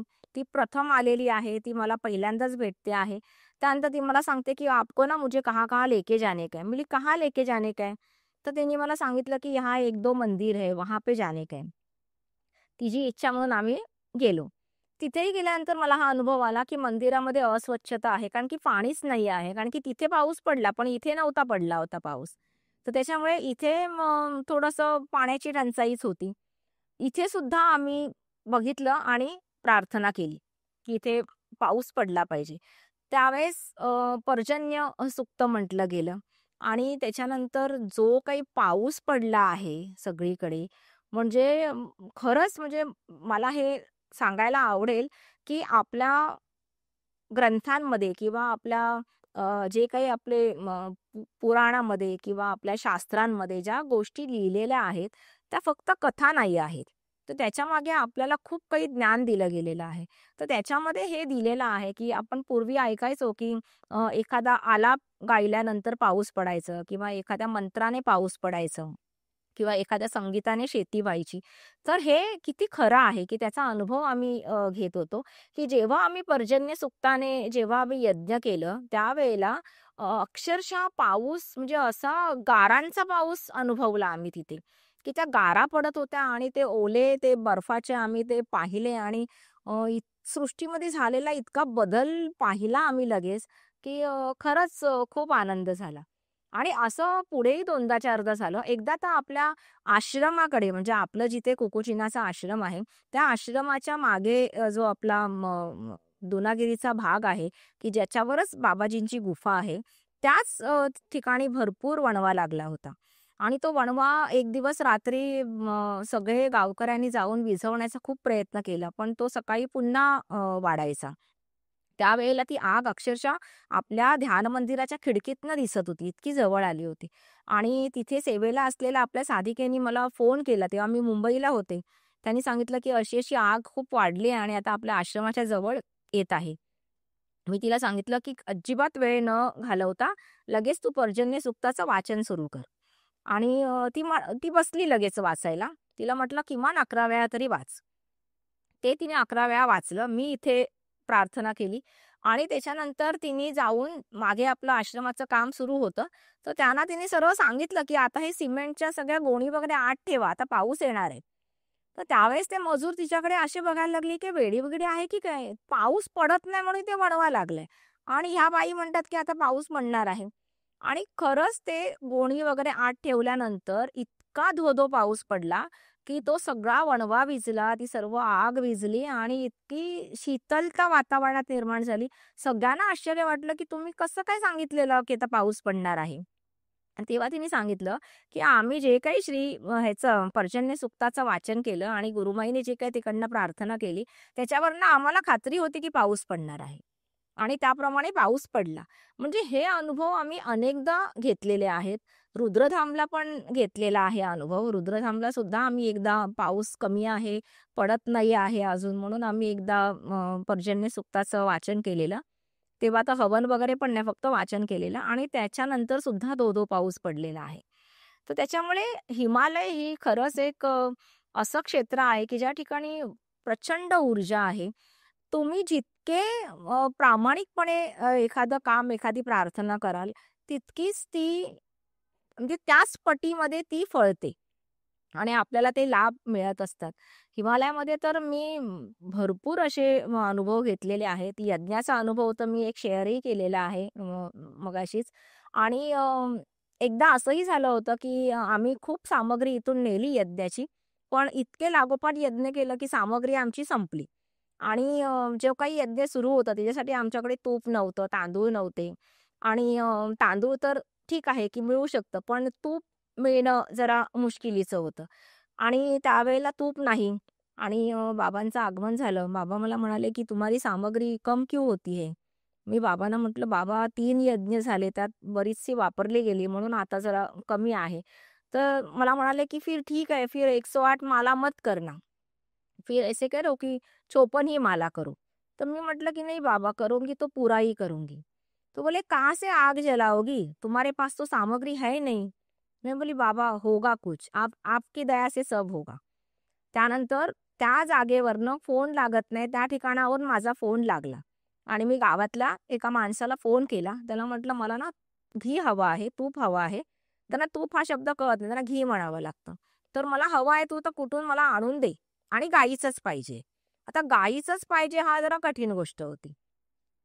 त्याने काय कुठे-कुठे गेला, काय-काय घरं फिरला आणि जवळ-जवळ पाऊण तासानंतर तो माणूस हातात एवढी तुपाची बरणी घेऊन आला. त्यांना आलेला पाहिल्यानंतर आम्ही टाळ्याच वाजवल्या आणि त्यांनी सांगितलं, की मी बऱ्याच घरात म्हणजे बऱ्याच म्हणजे काय 4-5 घरात विचारलं असेल. कोणाकडेही तूप नव्हतं. पण मला हे म्हणे एका ठिकाणी मिळालं आणि ते शुद्ध आहे, चांगलं आहे, गाईचं आहे आणि म्हणून ते मी आणलं. ते आणलं नंतर तांदूळही आले आणि माझा तो यज्ञ त्यावेळेचा पूर्ण झाला. आणि तेव्हा जेव्हा संध्याकाळी पुन्हा बाबांचं आगमन झालं, तर बाबा मला म्हणाले, की "हम हर चीज में तुम्हारी सिद्दत देखते हैं." की तुझी परीक्षा घेत असतो आम्ही प्रत्येक वेळेला, की तू काय करतेस? आणि मला असं वाटलेलं, की तू अर्धा यज्ञ करून थांबशील. मी म्हटलं, "क्या बाबा, बस क्या?" ॲक्चुअली मी बाबांशी खरंच म्हणजे बाबा किंवा शंकर महाराज किंवा आजोबा किंवा ठाकूरजी ह्या सगळ्यांशी मी त्यांचं बाळ होऊन जाते आणि काय म्हणतात ना, की म्हणजे मला अशी काही बंधनं राहत नाहीत आणि मी त्यांच्याशी खूप सहज संवाद करू शकते. त्यामुळे त्यांच्याशी मी असं बोलायचे आणि ते मला अगदी हसून त्यांनी मला छान हे पण केलं, की म्हणजे शाबासकी दिली यज्ञ पूर्ण झाल्याबद्दलची. हिमालयामध्ये अनेकदा म्हणजे दरवेळेलाच यज्ञ करतो. बगलामुखी यज्ञ करतो कारण की मी स्वतः बगलामुखी उपासक आहे. त्यामुळे आम्ही बगलामुखी यज्ञ करतो. आम्ही काली यज्ञ करतो बरेचदा. कालभैरवांचा यज्ञ करतो. कुंजिका यज्ञ अनेकदा करतो. त्यानंतर गायत्री यज्ञ करतो आणि याच्या व्यतिरिक्त जे काही बाबा सांगतील तेही यज्ञ होत असतात आणि खूप वेगळे अनुभव आम्ही या यज्ञाच्या वेळेस घेतो. फार वेगळी ऊर्जा अनुभवतो.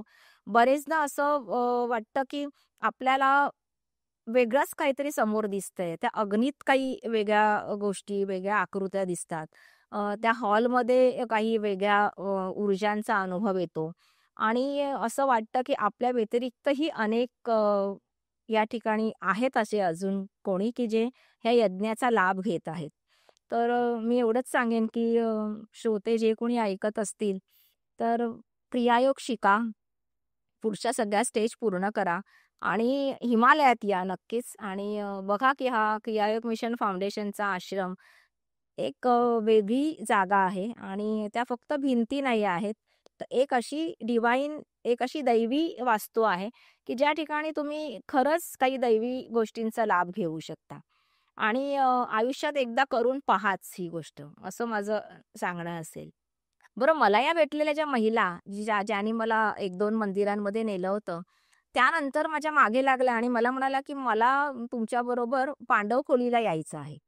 तर पांडवखोली म्हणजे बाबाजींच्याही गुफेच्या वरती म्हणजे तो टॉप आहे पूर्ण म्हणजे ह्याचा आपल्या द्रोणागिरी पर्वताचा टॉप आहे. त्यांनी सांगितलं की मला तिथे तुमच्याबरोबर यायचं आहे. तर मी म्हटलं, "अहो तुमचं वय काय? तुम्ही कशा काय चढू शकणार?" तर "हो, मी चढू शकते. मैं कुमाऊ की हूँ, मैं चढ सकती हूँ," असं त्यांनी सांगितलं. पण माझं काही मन तयार होईना. इतक्या वयस्कर बाईला आपण कसं घेऊन जायचं? कुणाच्या जबाबदारीवर न्यायचं? एक तर मला माहित नाही की तो रस्ता कसा आहे. मी तिथे अद्याप गेलेली नाही आणि कसं काय यांना न्यायचं? पण तिचा एवढा हट्ट होता की "नाही, मुझे आपके साथ जाना ही है पांडवखोली." शेवटी मी त्यांना घ्यायला तयार झाले. तयार झाले म्हणजे ती गेल्यानंतर मी विचार केला आणि मग त्यांना निरोप पाठवला आणि मग त्यांना दुसऱ्या दिवशी सकाळी त्या आल्या आणि मग आम्ही पांडवखोलीसाठी निघालो. गाडीतनं आम्ही तिथे उतरलो. पुढे चढण सुरू झाली. मी गुफामध्ये ध्यान करेपर्यंत या महिला अर्धा पहाड चढूनही गेल्या. त्यांच्यासोबत त्यांची सून होती आणि त्यांची नात होती. ह्या तिघी जणी चढून गेल्या. मला ती पूर्ण प्रवासात कुठेही दिसली नाही. आणि ती केवळ गेली आहे म्हणून मी तिच्या मागे धावत मी पांडवखोलीला निघाले. कारण की माझी जबाबदारी आहे, मी यांना एकटं कसं सोडू? त्यासाठी मी निघाले. आपले म्हणजे आमचे बरेचसे साधक जे आहेत त्यांची जरा पडझड झाली. ते निघून आले परत. ते म्हणाले, की "नाही आम्हाला नाही जमणार." फक्त आम्ही 6 जण जायचं म्हणजे जाण्यासाठी यशस्वी झालो. आम्ही सुरुवात केली चढायला. रस्ता कठीण होता. कुठेही रस्ता असं नव्हतं. ते सगळा पहाडच चढायचा होता. बरं वाट कळत नव्हती, की कोणत्या दिशेने जायचं आहे. तिथे असं हिरव्या रंगाचं काहीतरी असे रंगाचे गोळे लावलेले होते मध्ये-मध्ये. तर आम्हाला असं वाटलं, की ह्या निशाणी असाव्या बहुतेक आणि आम्ही त्या फॉलो करत निघालो. मध्ये-मध्ये जळलेली झाडं पडली होती, कारण की वणवा नुकताच लागून गेलेला होता. ती झाडांची एक फार अडचण होत होती आम्हाला. तरीही आम्ही कसे-कसे वाट काढत वगैरे, वगैरे पोहोचलो. म्हणजे पोचायला 3 तास लागले आम्हाला. ते काय तो सहज आला नाही. नंतर ते वरचं जंगल तर इतकं भीषण आहे. ते खाली प्रकाशच पोचत नाही. सूर्याची किरणच येत नाहीत खालपर्यंत. आणि आम्ही तो न संपणारा रस्ता चालतोय, चालतोय, चालतोय आणि फायनली असं झालं, की अचानक पठार येतं. पठारावर छान फुलं वगैरे आहेत आणि समोर अगदी धुक्यामध्ये असं काहीतरी बांधकाम दिसतं.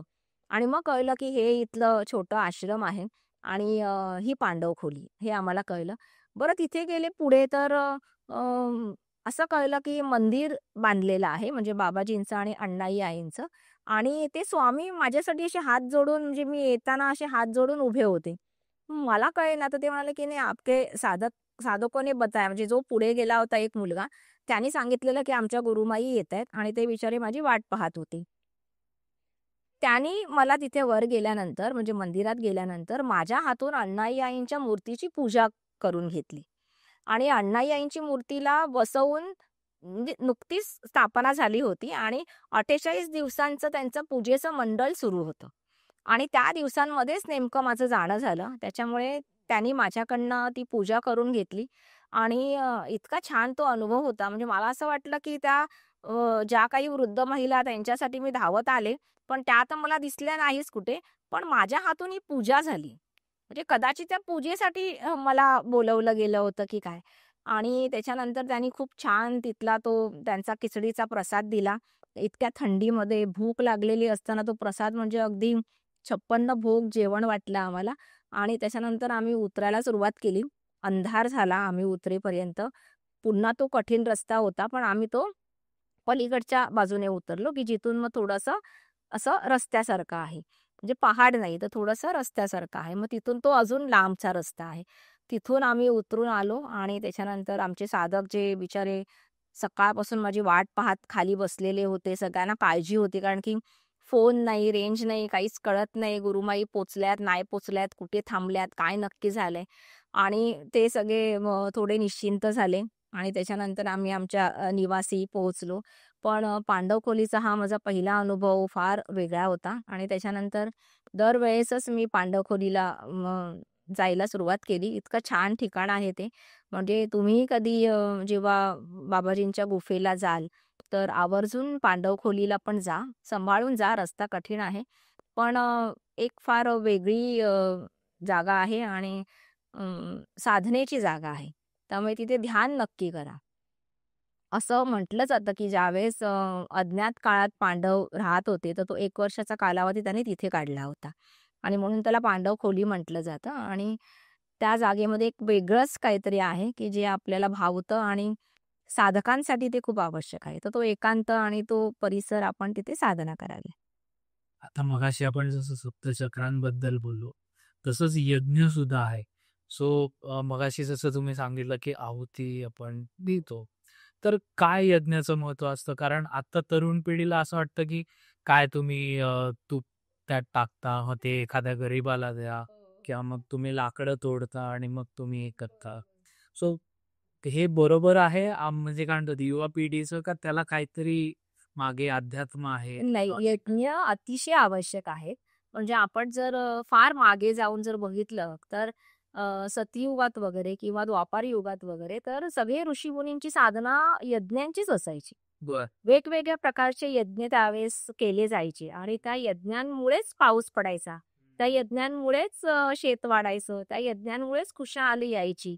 ह्या सगळ्या गोष्टी होताना आपण पाहायचो आणि म्हणून ते यज्ञ बंद पाडण्यासाठी राक्षस हो. प्रयत्न करायचे खरं. आणि ते यज्ञ थांबवायचे. कारण की ते यज्ञांमुळे जे काही होणार आहे ते त्याला नको असायचं.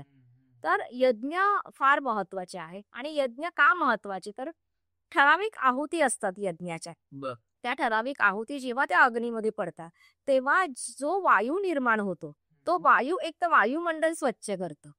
जे पूर्ण परिसर जे एक आपण अग्निहोत्र जरी कोणी घरी करत असेल ना, तरी त्या अग्निहोत्राने 1000 स्क्वेअर फीटचा एरिया स्वच्छ होतो. बरं. तर यज्ञ केलं तर त्याच्यापेक्षा जास्त परिसर स्वच्छ होतो. करेक्ट. आणि मग त्याच्यामुळे एक तर रोगराई येत नाही, बॅक्टेरिया राहत नाही, शुद्धी होते सगळ्या प्रकारची आणि त्या वायूंच्या निर्मितीमुळे वातावरण छान होतं. मग ते शेत पिकण्यासाठी, जमिनीसाठी, आजारपणं दूर होण्यासाठी तो सगळा उपयोग होतो.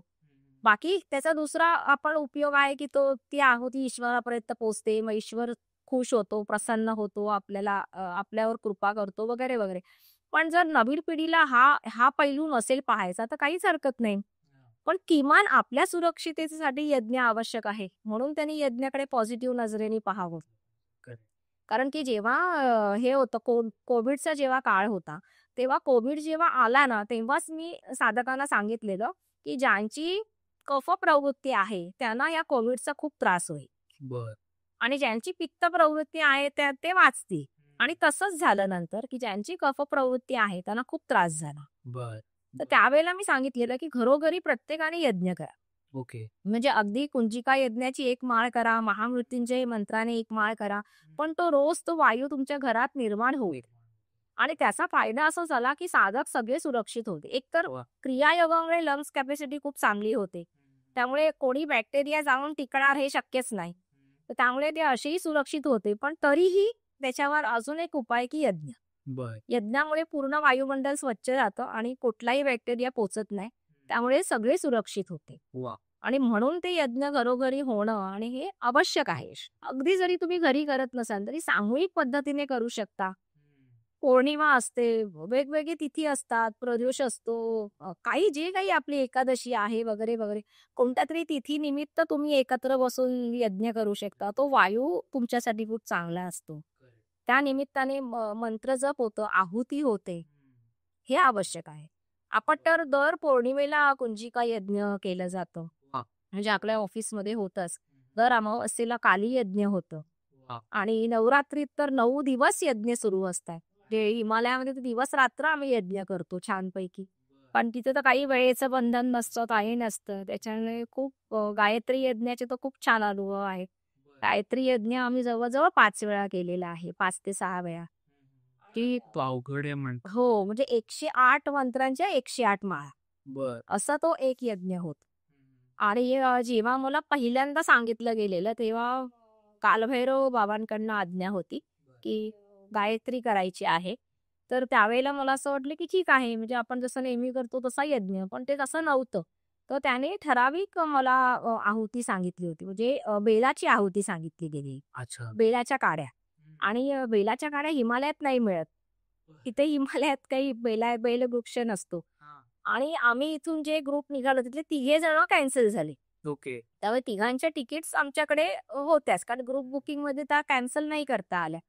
आणि मग आम्ही त्या 3 माणसांच्या जे काही त्यांची तिकीटचा खर्च होता, तर त्यांच्या जागेवर आम्ही ते लाकडं घेऊन गेलो इथून. अच्छा. म्हणजे त्यांचं जे काही होतं ना 15-15 किलो वजन त्यांच्या नावे, कारण आम्ही रिक्वेस्ट केली तशी, किंवा आम्ही तिकीट रिटर्न नाही केलेल्या, त्यामुळे आम्ही तुमच्याकडनं पैसे परत नाही घेतलेले. तर आम्हाला तो लाभ मिळू दे, की ह्यांच्या सीटवर आम्ही निदान आमच्या वस्तू घेऊन जाऊ. तर त्याने विचारलं, की तुम्हाला काय इतकं न्यायचं? तर आम्ही सांगितलं यज्ञाची लाकडं. त्यांचे डोळे असे मोठे झाले. ते माणसं वेडी-बिडी आहेत ते. माणसांच्या तिकीटच्या खर्चावर इथून लाकडं घेऊन जातायत. मग आम्ही त्याला समजावलं, की ह्या वस्तू हिमालयात नाही मिळत आणि आम्हाला पर्याय नाही, आम्हाला इथूनच न्यावं लागेल. मग त्याने अलाऊ केला आम्हाला. आम्ही 45 किलो लाकडं इथनं घेऊन गेलो बापरे! त्यावेळेस. आणि मग ते म्हणजे बऱ्याच सामग्री त्याच्यामध्ये होत्या. इतरही होतं. आणि मग ते सगळं आम्ही घेऊन गेलो आणि तिथे जेव्हा आम्हाला यज्ञ करायचा होता, तर 2 रात्र प्रवास झालेला. त्याच्यामुळे आधीच थकलेलो आम्ही आणि सकाळी पुन्हा गायत्री म्हटलं, की तो सूर्योदय ते सूर्यास्त. अच्छा. त्यामुळे तिथे सूर्योदय 5 वाजताच होतो. हां. तर 5 वाजता मला उठून बसायचं आहे, असं माझ्या डोक्यात होतं आणि रात्री आम्ही 12:30 पर्यंत सगळी तयारी केली आणि ती केल्यानंतर आता झोपूया आणि मग सकाळी उठूया असं विचार होता. पण तेव्हाच बरोबर आगमन झालं आणि आगमन झाल्यानंतर मला सांगितलं गेलं, की आता इथेच थांबायचं आहे, या खोलीमध्येच. मला असा प्रश्न पडला, की असं का? म्हणजे आता थकली आहे मी, मला झोपायचं आहे वगैरे.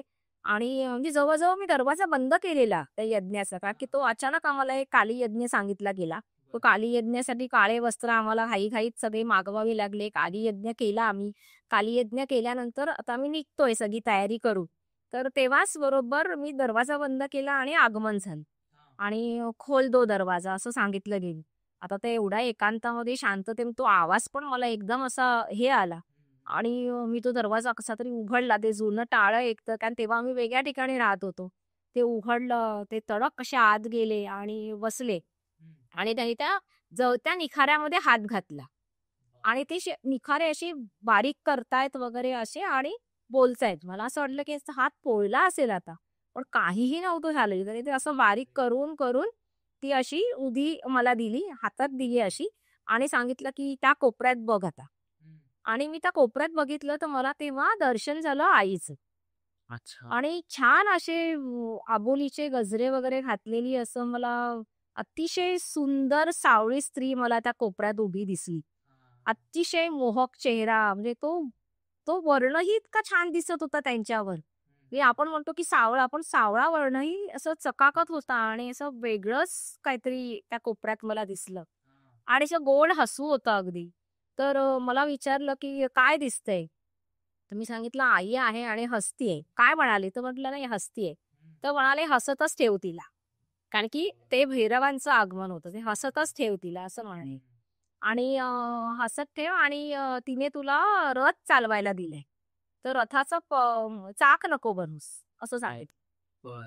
की तुला रथ चालवायचा आहे, तर चाक नको बनूस तू. तर मला याचा अर्थ नाही कळला. मग एकदा बाबा मला म्हणाले, की "तुम्ही रथ चलाना है, रथ का पहिया मत बनना." आणि मग मला कळलं, की कामं करण्यासाठी माणसं असायला हवीत आपल्याकडे. ओके. मला फक्त आज्ञा द्यायच्या, असं मला केलं पाहिजे. मला रथ चालवायचा आहे. मी रथाचं पाय भरली तर मग कसं होईल? पण मग मी त्यांना समजावलं, कारण की सगळी तेवढ्या तयारीची माणसं पण असायला हवी ना सोबत, की मी सांगेन आणि त्यांना ते कळेल आणि ते करतील. त्याच्यामुळे बऱ्याच ठिकाणी मलाच स्वतःला काही जबाबदाऱ्या पूर्ण कराव्या लागतात आणि मी त्या करत असते. बरं. पण हे त्या दिवशी घडलं त्याचा मला खूप फार वेगळा आनंद आहे, की त्या निमित्ताने दर्शन आणि हा महत्वाचा निरोप मला कळला, की तुला रथ चालवायचा आहे, चाक नाही बनायचं. अच्छा. आणि मग त्याच्यानंतर ते झाल्यानंतर दुसऱ्या दिवशी गायत्री यज्ञ होता. तर मला ते रात्रभर आम्ही त्या खोलीतच बसून ठेवलं आम्हाला. ओके. आम्हाला जायला नाही दिलं. दरवाजा बंद. आम्ही सगळे आत जवळ आम्ही 20-22 साधक होतो. आणि आतमध्ये आणि बाबा रात्रभर म्हणजे जे काही आम्ही 12:30 ते 3:30 हे 3 तास बाबा होते. वेगवेगळ्या विषयांवर बोलत होते, सांगत होते. पण माझ्या मनामध्ये एकच, की का नाही आराम करायला देत आहेत? मी सकाळी कसं बसणार 5 वाजता? तो विचार त्याला कळला आणि मग ते मला म्हणतात, की "बुढ़िया तुम यहाँ बैठी हो, वो सब बाहर खडे है." असं म्हणाले. आणि तेव्हा मला कळलं, की जे काही ते गायत्री यज्ञ होणार होतं, त्याला विरोधही होता काही शक्तींचा. हां. म्हणजे जरी आपण हिमालयात असलो तरी सुद्धा तिथेही अशी काही आहेत शक्ती, की ज्यांना हे नको होतं. आणि म्हणून त्यांचा विरोध हो, म्हणजे त्यांचा काही त्रास मला होऊ नये म्हणून बाबांनी सुरक्षित वातावरणामध्ये आम्हाला रात्रभर बसवली. म्हणून तेच. जे 12:30 ते 3:30 आणि 3:30ला मग त्यांनी सांगितलं, की "अभी जा." अच्छा. मग 3:30ला आम्ही निघालो. त्यानंतर सगळं आवरलं. 5 वाजता आम्ही बसलो. 5ला बसल्यानंतर तेवढी एनर्जीच नव्हती, कारण की ऑलरेडी 2 रात्री आम्ही झोपलो नव्हतो. 1 रात्र प्रवास, 1 रात्र आम्ही बसून होतो. त्यामुळे ती तेवढी एनर्जी नव्हती, की ते मंत्र म्हणून आणि बरं आहुती ती बेलांच्या काड्या. बेलाच्या काड्यांना काटे खूप असतात आणि प्रत्येक वेळेला ती काडी मला तुपात बुडवायची आणि टाकायची. त्यामुळे ते असं प्रत्येक वेळेला आणि ते होत नव्हतं. दुपार झाली तरी सुद्धा काहीतरी 30-34 माळांच्या पुढे काही मी गेले नाही. बरं. आणि काळभैरव बाबांनी सांगितलेलं, की 1 दिवसात पूर्ण कर. तर मी म्हटलेलं 1 दिवसात नाही होणार बाबा, मला दुसरा दिवस पण द्या वेळ. तर बोलले ठीक आहे. आणि मला तर काही चिन्हच दिसत नाहीयेत, काही अर्ध पण यज्ञ होतंय असं. संध्याकाळी तर अजूनच एनर्जी कमी झाली, की थकवा आला एकदम, होत नाहीये. कसेबसे आम्ही जवळ त्या दिवसभरामध्ये जवळ 45 ते 47 माळा काहीतरी झाल्या. बरं. आणि मला मग टेन्शन आलं, की दुसऱ्याचे कारण की 1 दशांश पण करायचं होतं परत मला. परत त्या अजून ॲडिशनल माळा होत्या. त्यामुळे दुसऱ्या दिवशी पुन्हा सकाळी 5 वाजता नेटाने बसलो, की नाही बाबा आता केलंच पाहिजे आपल्याला. मग 10 माळा केल्यावर आम्ही मध्ये चहा किंवा काहीतरी प्यायचो, की ज्याच्यामुळे घसा खूप थंडी खूप होती. 10 माळा सलग करायच्या. मग एक 5-10 मिनिटाचा ब्रेक, की पुन्हा 10 माळा.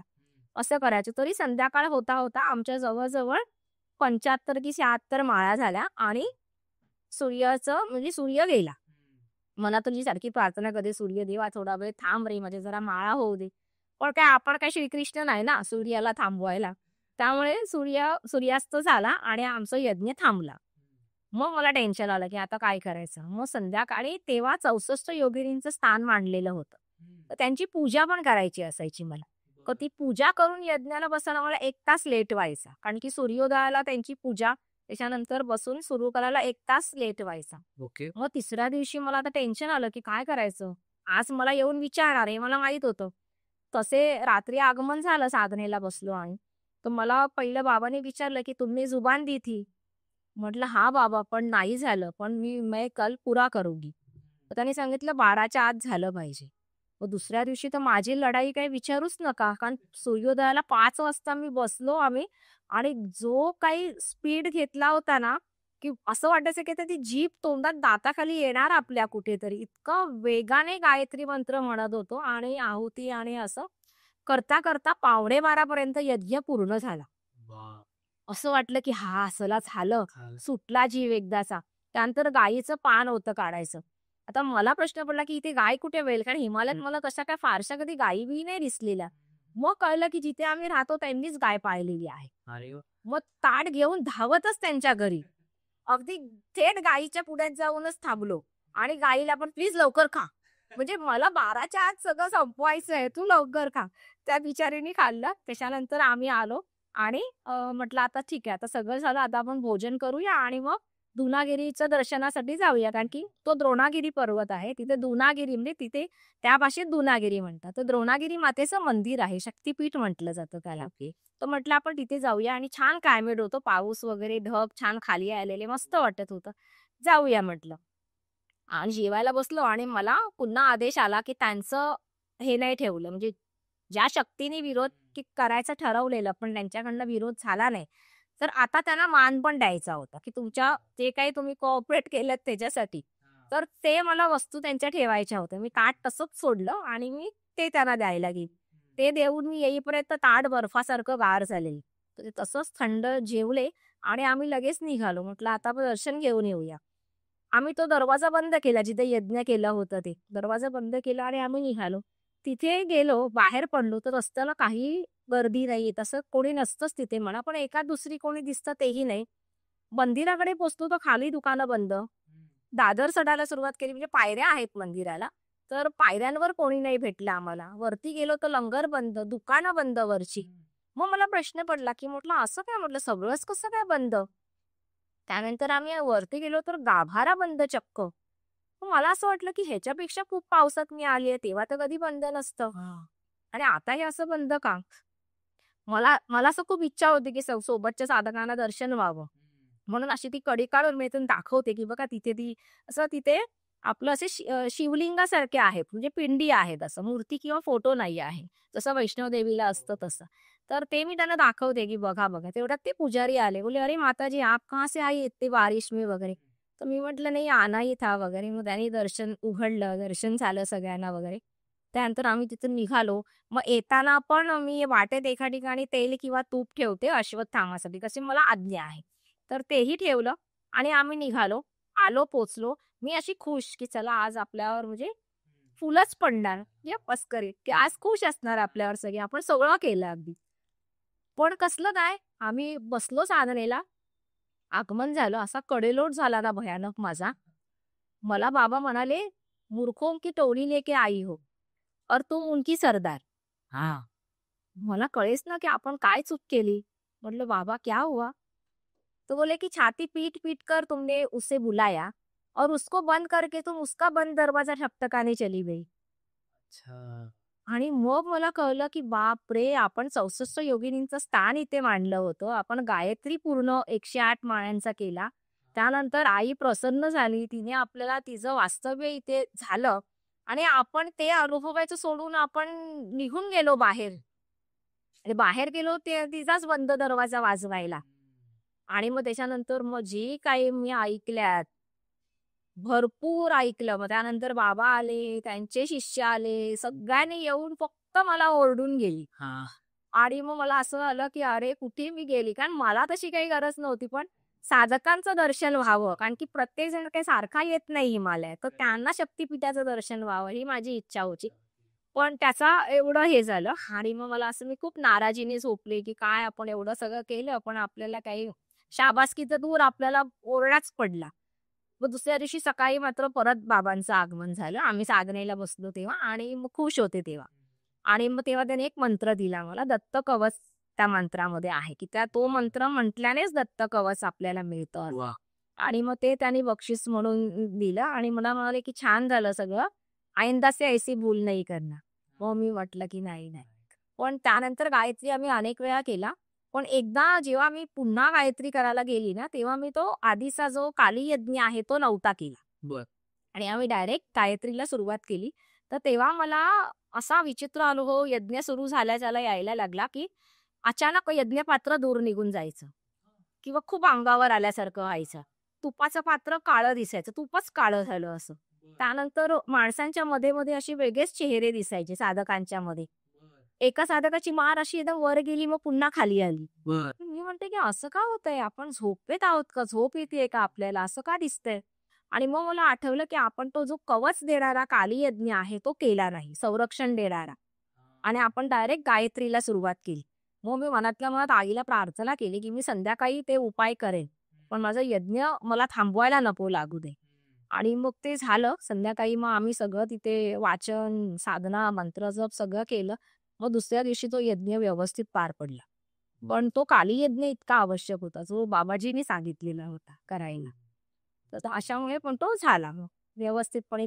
मी जर त्यावेळेस सांगितलं असतं ना साधकांना, की मला असं काय-काय दिसतंय, सगळे उठून बाहेर निघून गेले असतील. खरंय, खरंय. म्हणलं झालं ते सगळं व्यवस्थित झालं. बरं. पण म्हणजे आता आपण यज्ञाविषयी एवढं बोललो. आता एक सध्या कॉन्सेप्ट सगळीकडे आता एक कॉन्सेप्ट म्हणावं लागतंय, कारण सोशल मीडियाचं जग आहे. तर त्याच्यामध्ये कायाकल्प, बरोबर आहे? हो, हो. तर ह्याविषयी बरंच बोललं जातंय. तर हे नक्की काय आहे आणि कशासाठी वापरतात? ॲक्चुअली कायाकल्प हे एक थेरपी आहे, बरं. जी साधकावर होते. बरं. पण कधी जेव्हा आपण क्रियायोग करायला लागतो आणि क्रियायोगामध्ये जेव्हा आपण ती स्टेज हासिल करतो, त्याच्यानंतर आपल्या वयाचा इफेक्ट शरीरावर दिसणं बंद होतं. अच्छा. असं होतं आणि फक्त दिसणं बंद होतं. तर त्याच्यामुळे त्याबद्दल मी म्हणत नाही. जे आध्यात्मिक कायाकल्प जे असतं, की तुम्ही जेव्हा प्राणायामांची साधना, क्रियायोगाची साधना इतक्या प्रमाणात करता, की तो ऑक्सिजन तुमच्या पूर्ण शरीराला, तुमच्या सगळ्या अवयवांना, तुमच्या रक्तामध्ये, तुमच्या मेंदूला, तुमच्या पेशींना इतका व्यवस्थित पुरवला जातो, की एकतर आजारपणं जातात आणि मग शरीरावर, स्किनवर, केसांवर, डोळ्यांवर त्याचा तो इफेक्ट दिसायला. त्याचप्रमाणे तुमच्या हृदयावर, तुमच्या लंग्सवर, तुमच्या किडनीवर, लिव्हरवर ह्याचे इफेक्ट्स दिसायला लागतात, की ते अजून तरुण होता. त्यांचं वय जे आहे ते कमी होतं. ते अजून चांगले फंक्शनल त्यांचं होतं, चांगली कामं करतात आणि तुमचं शरीराची तशी ठेवण व्यवस्थित होते. अ, चेहरा चांगला होतो. चांगला म्हणजे क्लिअर होऊन जातं. हां. स्किन छान होते, त्वचा चांगली होते, डोळ्याचं तेज वाढतं आणि वय तुमचं आहे त्याच्यापेक्षा फार कमी दिसायला लागतं. बरं. तर हा कायाकल्प असतो आणि तो साधकांच्या बाबतीत व्हायला लागतो. ओके. पण त्या दर्जाची तेवढी साधना साधकांनी केली. केली. ओके. आता आपण एवढं गायत्रीचं तुम्ही सांगितलं, की अनुभव आले, त्याच्यानंतर ते चेहरे दिसले. तर अशा निगेटिव्ह एनर्जीच्या बाबतीत तुम्हाला खूप एक्सपिरियन्सेस आले असणार. तर त्याविषयी अजून आम्हाला ऐकायला आवडेल. सो प्लीज अजून सांगा. हो, ॲक्चुअली या शक्तीचा मी खूपदा अनुभव घेतलेला आहे.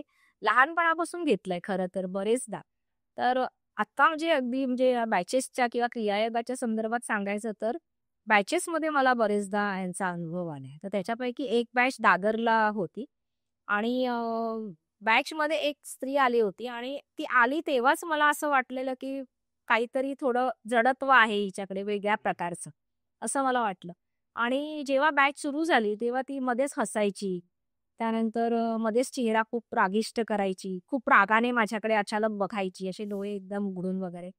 तर मी समजून गेलेले, की बाबा काहीतरी आहे हिच्याकडे. आणि नंतर जेव्हा क्रिया झाली शिकून, जेव्हा ध्यान सुरू झालं, त्यावेळेला मग ती अशी छान हसली आणि असा तिने हात पुढे केली.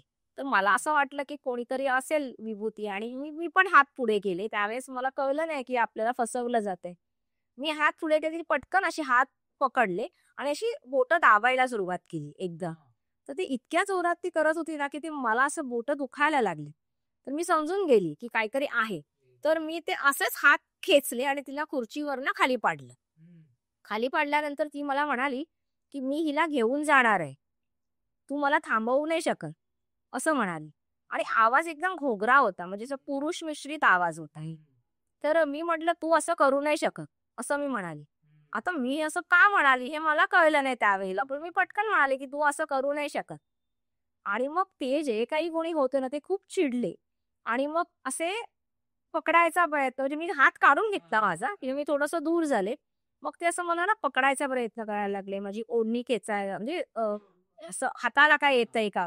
मी थोड्या अंतरावर होते आणि ती खाली पडली. म्हणजे ती स्त्री खाली पडली. त्यानंतर मी सगळ्यांना सांगितलं, की डोळे बंदच ठेवा आणि गायत्री म्हणजे आपलं जे बाबाजींचं गायत्री मंत्र आहे तो सुरू करा. बरं मला तेव्हा माहीत नव्हतं, की बॅचमध्ये मुंबईचे डी होते. ओके. हां आणि ते हे छान हे सगळं बघत होते बसून. आणि हे असं चाललेलं. तर मी तो गायत्री मंत्र सुरू होता त्याचा तिला त्रास व्हायला लागला. आणि मला फक्त तिला हातात पकडायचं होतं आणि बाबाजीच्या फोटोकडे तिला टेकवायचं होतं. त्यामुळे मी ती संधी बघत होते, की हिचं मान किंवा डोकं माझ्या हातात कसं येईल. पण ती इतक्या जोरात तिच्या मूव्हमेंट होत्या ना आणि ती इतकी किंचाळून वगैरे करत होती ना, की मला ते पकडता येत नव्हतं तिला. शेवटी असं झालं, की सतत ती हे बोलत होती, की "तू मला थांबवू नाही शकत. मी तिला घेऊनच जाणार. तू कोण मला थांबवणारी?" असं चाललेलं. आणि मी संधी मिळाली, मी असं वाकून तिचं असं पकडली मान, ते कशी शक्ती कुठून आली माहीत नाही. ती पकडली आणि मी तिला असं घसरून त्या फोटोकडे नेऊन तिचं डोकं असं आपटलं. जसं आपटलं तशी ती किंचाळली आणि मग खाली पडली.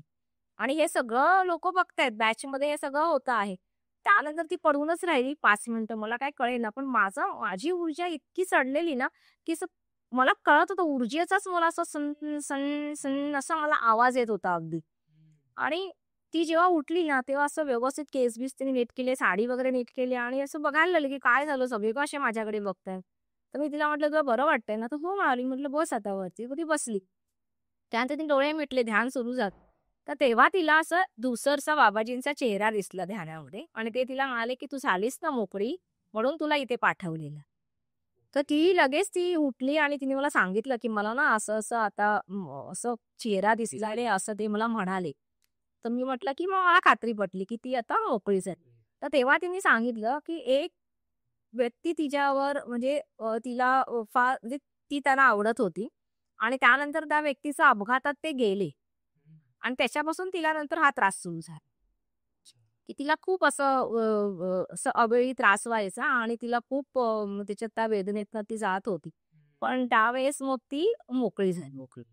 आणि एकदा मला गिरगावच्या बॅचमध्ये हा अनुभव आला, की एक अशी स्त्री आली होती आणि कळत होतं, की ती प्रचंड वाईट पद्धतीने पछाडलेली आहे. तर जेव्हा मी काही सांगायची ना, चांगल्या काही गोष्टी सांगितल्या, दैवी काही अशी लहरी गेल्या ना माझ्या शब्दातनं, की ती किंचाळायची तिकडनं अच्छा. आणि म्हणायची, "ए!" असं ओरडून, "ए! गप्प बस!" अशी तिथून मला करायची ती. बर. तर मी त्या वेळेला ना असं पाणी थोडंसं अभिमंत्रित करून मी मग सांगायची कोणाला तरी शिष्याला, की थोडं शिंपडा तिथे जाऊन. ते शिंपडलं ना, की ती किंचाळायची, अशी तडफड व्हायची आणि शांत बसायची. असं 2दा 4दा झालं. मी म्हटलं, "अरे बापरे! किती वेळ आपण हे करणार?" त्यानंतर बॅच झाली, शिकवून झालं, सगळं झालं. ती मध्ये-मध्ये अशीच ओरडायची. बाहेर जायचा प्रयत्न करायची, पुन्हा थांबायची, असं तिचं चालू होतं. नंतर बॅच संपली, मग प्रसाद वाटप सुरू होतं. तर त्यावेळेला ती आली ना, ती प्रसाद घ्यायला तयार नाही. आणि मी अशीच बसलेली, अर्धी लोकं गेली, अर्धी लोकं होती. तर मी तिला म्हटलं, "प्रसाद घे." तिची मान अशी कोणीतरी खेचतंय ना मागे असं व्हायचं, की ती प्रसाद एक तर हात पुढे करत नव्हती. तिला मी "घे, घे, घे, खूप घे तू" असं केल्यावर तिने ते घेतला. पण तो असं तिला खाता येईना. तिची मान अशी कोणीतरी मागे खेचतं ना, अशी तिची मान अशी मागे-मागे जात होती. ओके. शेवटी मी तिला असं ओरडून, "तू खा तो प्रसाद, घाल तोंडात, कर मान पुढे." असं करून तो प्रसाद तिच्या गेला तोंडात. त्यानंतर ती खूप चिडली बर. आणि अशी एकदम चवताळल्यासारखी झाली आणि खाली पडली आणि मला म्हणाले, की "तुझ्या ह्याच्यात मी फसणार नाहीये." असं मला म्हणाले, "तू मला फसवायला जाऊ नकोस. मी फसणार नाहीये." तर मी तिला ना फक्त म्हटलं, की "आपण शांतपणे बोलूया का?" तिचे हात वगैरे अशी आपटत होती. अशी खूप चिडली होती अशी. तर मी म्हटलं, की "आपण शांतपणे बोलूया का? तुला काय म्हणायचंय? माझ्याशी शांतपणे बोल." तर मग ती थोडी शांत झाली. "काय बोलू तुझ्याशी मी? तू काय करणार माझं?" असं मला म्हणाले. तर म्हटलं, "तू बोल तर माझ्याशी." मग तो जो काही व्यक्ती पुरुष होता तिच्यामध्ये, त्याने नाव सांगितलं. स्वतः कशी सुसाईड केली आपण, कसं मी बिल्डिंगवरनं उडी मारून जीव दिला, का दिला, ते त्याने एवढ्या लोकांसमोर सांगितलं. आणि ही मला पहिल्यापासून आवडत होती. आणि आता मी हिच्याबरोबरच आहे. बरेच महिने, बरेच दिवस आहे. तू आता काय मला घालवणार आहेस? मला म्हणतो. तर मी हिला घेऊनच जाणार जाणार ते. हां. तर मी त्याला म्हणाले, की म्हटलं, "तुला माझ्याबरोबर दिसतात का रे इथे अजून कोणी?" "हो, दिसतायत, सगळे आहेत," असं म्हणाले. हां. तर म्हटलं, "तुला भीती नाही वाटत त्यांची?" "मी नाही कोणाला घाबरत." म्हटलं, "मला बाकीचेही उपाय माहीत आहेत," म्हटली. "तू म्हटलं शांतपणे ऐकून जात असलास तर चांगली गोष्ट आहे. तर म्हटलं बाकीचे उपाय मला येतात." तर मग थोडा गप्प झाला. "मला मुदत दे थोडी." तर म्हटलं, "किती हवी आहे?" तर "मला 4 दिवस हवी आहे." म्हटलं, "4 दिवसांनी तू नक्की जाणार?" तर "हो" म्हणाला. आता माझं त्यावेळेला एक चुकलं, की "तू परत येणार नाहीस ना?" हा शब्द मी नाही घेतला. हां. हे फार चतुर असतात हे सगळे जीव. 4 दिवसांनी तू नक्की जाणार? हो, मी जाणार. त्या बाईला अनेक वर्ष पिशाच्चाने पकडलेलं आहे आणि भयंकर त्रासातनं तो जीव जातोय. तर त्यामुळे हे अशा गोष्टी आहेत. वेगवेगळ्या थरावर आपलं काम थांबवण्यासाठी काही जीव प्रयत्न करतात. कारण की जे काही माझं क्रियायोगाचं फक्त कार्य दिसतं, पण खरं कार्य आहे की लोककल्याणाचं. त्याच्यामध्ये सृष्टीला वाचवण्याचं जे काही बाबाजींचं कार्य आहे, त्याच्यामध्ये हेच. थोडासा खारीचा वाटा कुठेतरी सहभाग असतो माझा आणि त्याच्यासाठी ह्या दुष्ट शक्तींचा विरोध असतो. आणि म्हणून मग मला बऱ्याच गोष्टींची नियम पाळावे लागतात.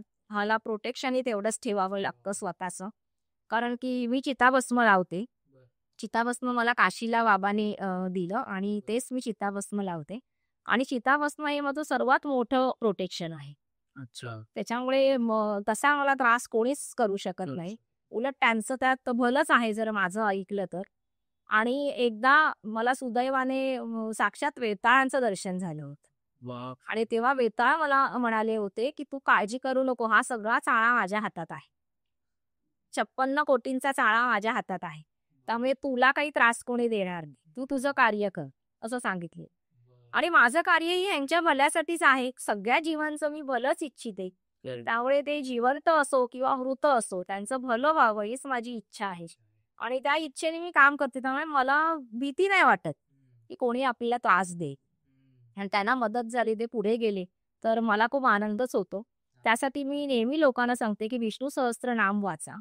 म्हणजे हाही संदेश आपल्या सर्व जे व्हिडिओ बघतायत त्यांच्यासाठी आहे, की जर असा कोणत्या शक्तीचा त्यांना अनुभव येत असेल किंवा त्रास जाणवत असेल, किंवा त्यांच्या घरातले जे काही कोणी पितृ त्यांना त्यांच्या पत्रिकेत दोष असेल किंवा कोणी सांगत असेल की पितृदोष आहे, तर त्यांनी विष्णू सहस्त्रनाम प्रत्येक बुधवारी वाचावं.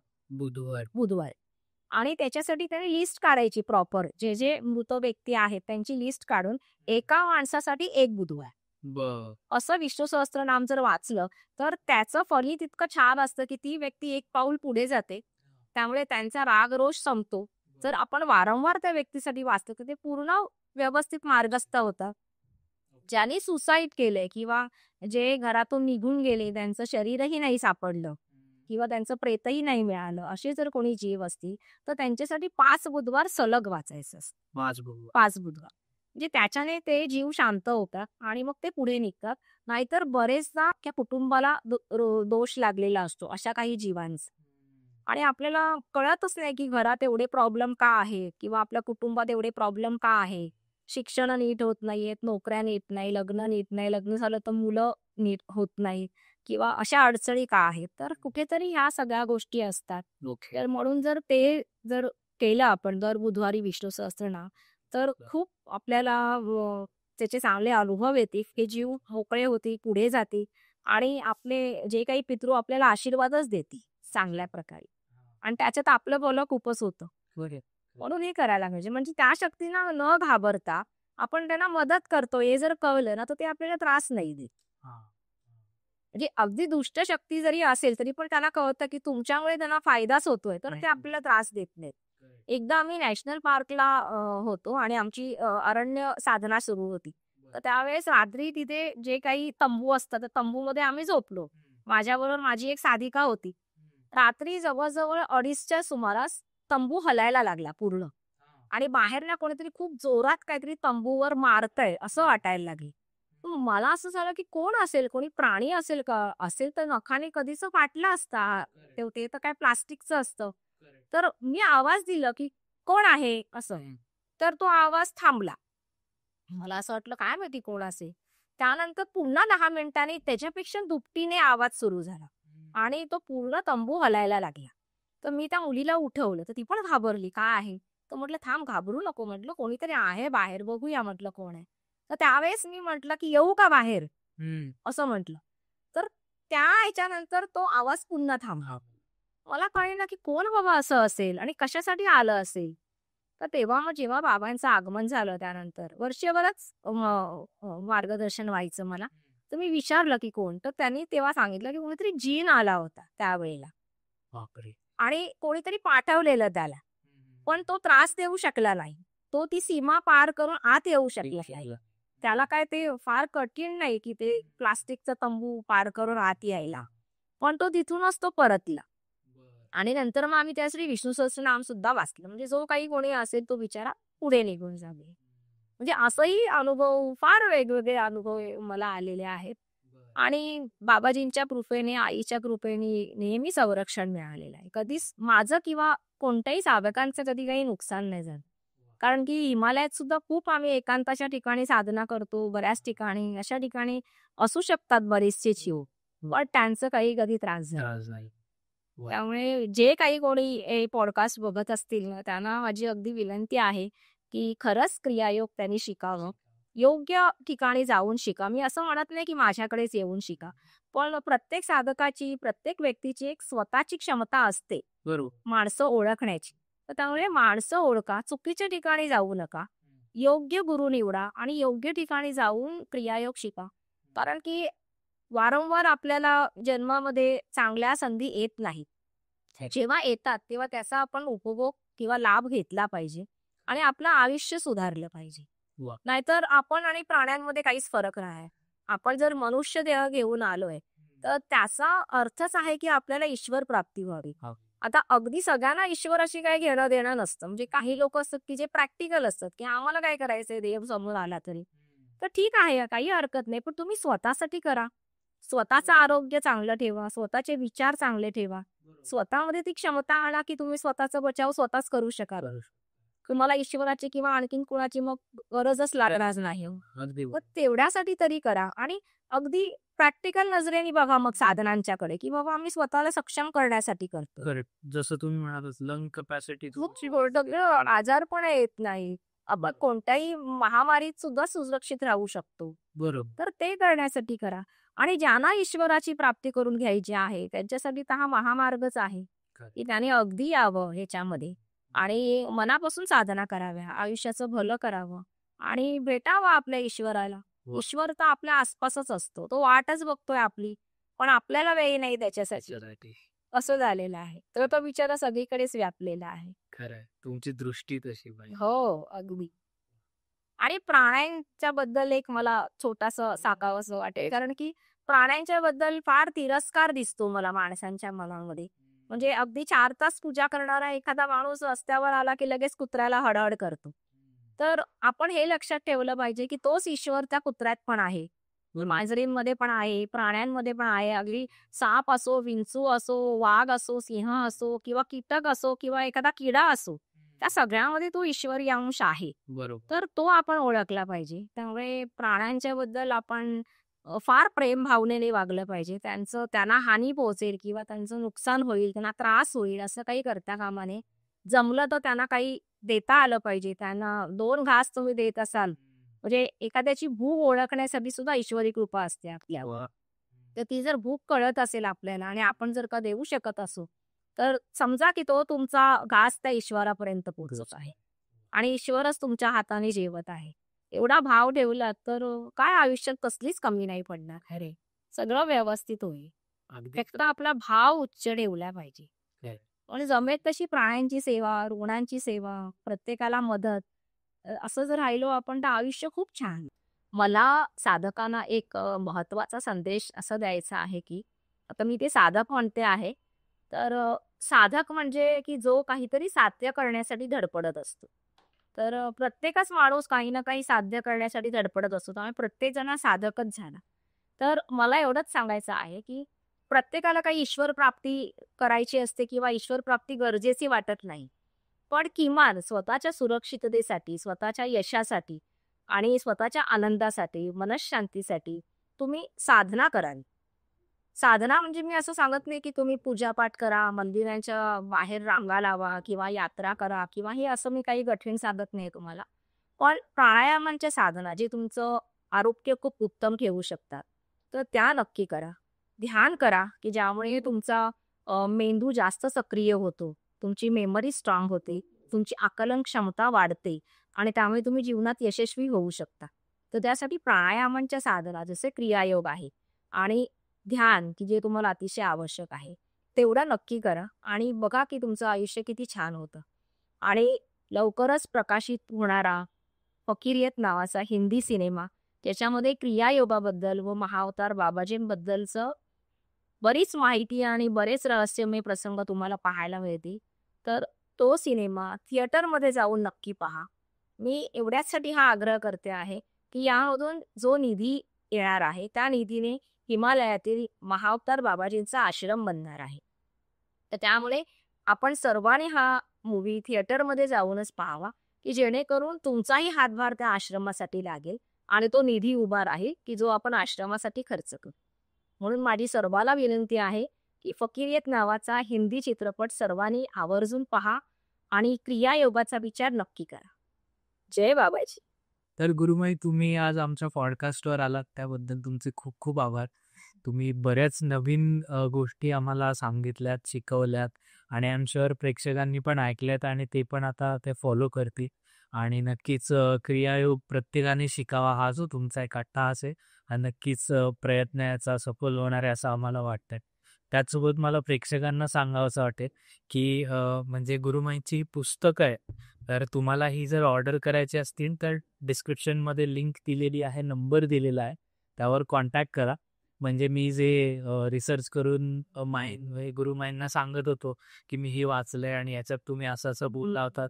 सो त्याचं प्रॉपर जे काय म्हणतात संक्षिप्त जे रूप आहे ते त्या पुस्तकात आहे. त्यामुळे त्याच्यावर तुम्ही दिलेल्या नंबरवर कॉल करा आणि तुम्हाला ते पुस्तक तुमच्या घरी, ही 2 पुस्तकं घरी आम्ही पाठवू शकतो.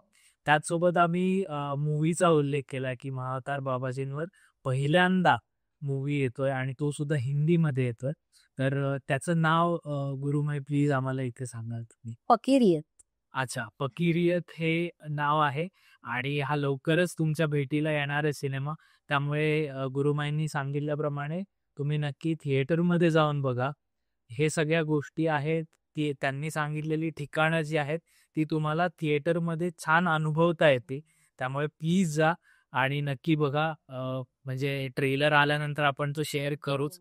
सगळे गुरुमाई, तुम्हाला जाता-जाता काय सांगावं असं वाटेल? मी पुन्हा हेच सांगेन, की आयुष्य खरंच फार अमूल्य आहे आणि आपले निर्णय फार फार आवश्यक असतात आयुष्यातले. तर त्यामुळे आयुष्याचं जर आपल्याला सोनं करायचं असेल, तर त्यासाठी योग्य निर्णय आणि योग्य गोष्टी करणं, योग्य कार्य करणं आवश्यक आहे. तर त्याच्यामुळे नक्कीच अध्यात्माचा मार्ग निवडा. कारण की अध्यात्म एक एडव्हेंचर आहे आणि त्या एडव्हेंचरचा अनुभव सगळ्या तरुणांनी घेतला पाहिजे. आणि ते एडव्हेंचर का आहे हे तुम्ही स्वतः त्यात उतराल तेव्हाच कळेल. कारण की मंदिरात जाणं, पूजा करणं, ग्रंथपोथी वाचणं, उपासना करणं ह्याबद्दल मी काहीच सांगत नाहीये. मी तुम्हाला सांगते की एक एडव्हेंचर आहे, की वेगळ्या जगात एक पाऊल टाका आणि बघा की किती छान आहे. आणि म्हणून मी सांगते की क्रियायोग करा आणि ध्यानधारणा करा आणि बघा की आयुष्य कुठून कुठे जाईल वाह! आणि खरंच एक वेगळ्या धाडसी जीवनाचा एक अनुभव घेऊ शकाल. नक्की. तर खरंच ते करा. आणि लोकांना मी परत सांगेन, की डिस्क्रिप्शनमध्ये नंबर दिलेला आहे गुरुमाईंचा. तर तुम्हाला जर क्रियायोग शिकायचा असेल किंवा क्रियायोगाची दीक्षा घ्यायची असेल, तर दिलेल्या नंबरवर कॉन्टॅक्ट करा. म्हणजे गुरुमाईंनी सांगितल्याप्रमाणे 3 स्टेजेस आहेत. सो तुम्हाला त्याप्रमाणे क्रियायोग शिकता येईल. गुरुमाई, जाता-जाता आमचा एक स्वीट टॉकचा रिच्युअल आहे, की आम्ही पॉडकास्ट एंड करताना फीस्ट बॉम्बने पॉडकास्ट एंड हो. करतो. श्री स्वामी समर्थ म्हणतो. तर आज आपण श्री स्वामी समर्थ आणि जय बाबाजी असं म्हणूयात आणि आजचा पॉडकास्ट एंड करूया. हो. सो श्री स्वामी वेळ समर्थ, वाजेल. जय बाबाजी. श्री स्वामी समर्थ. जय वासायची.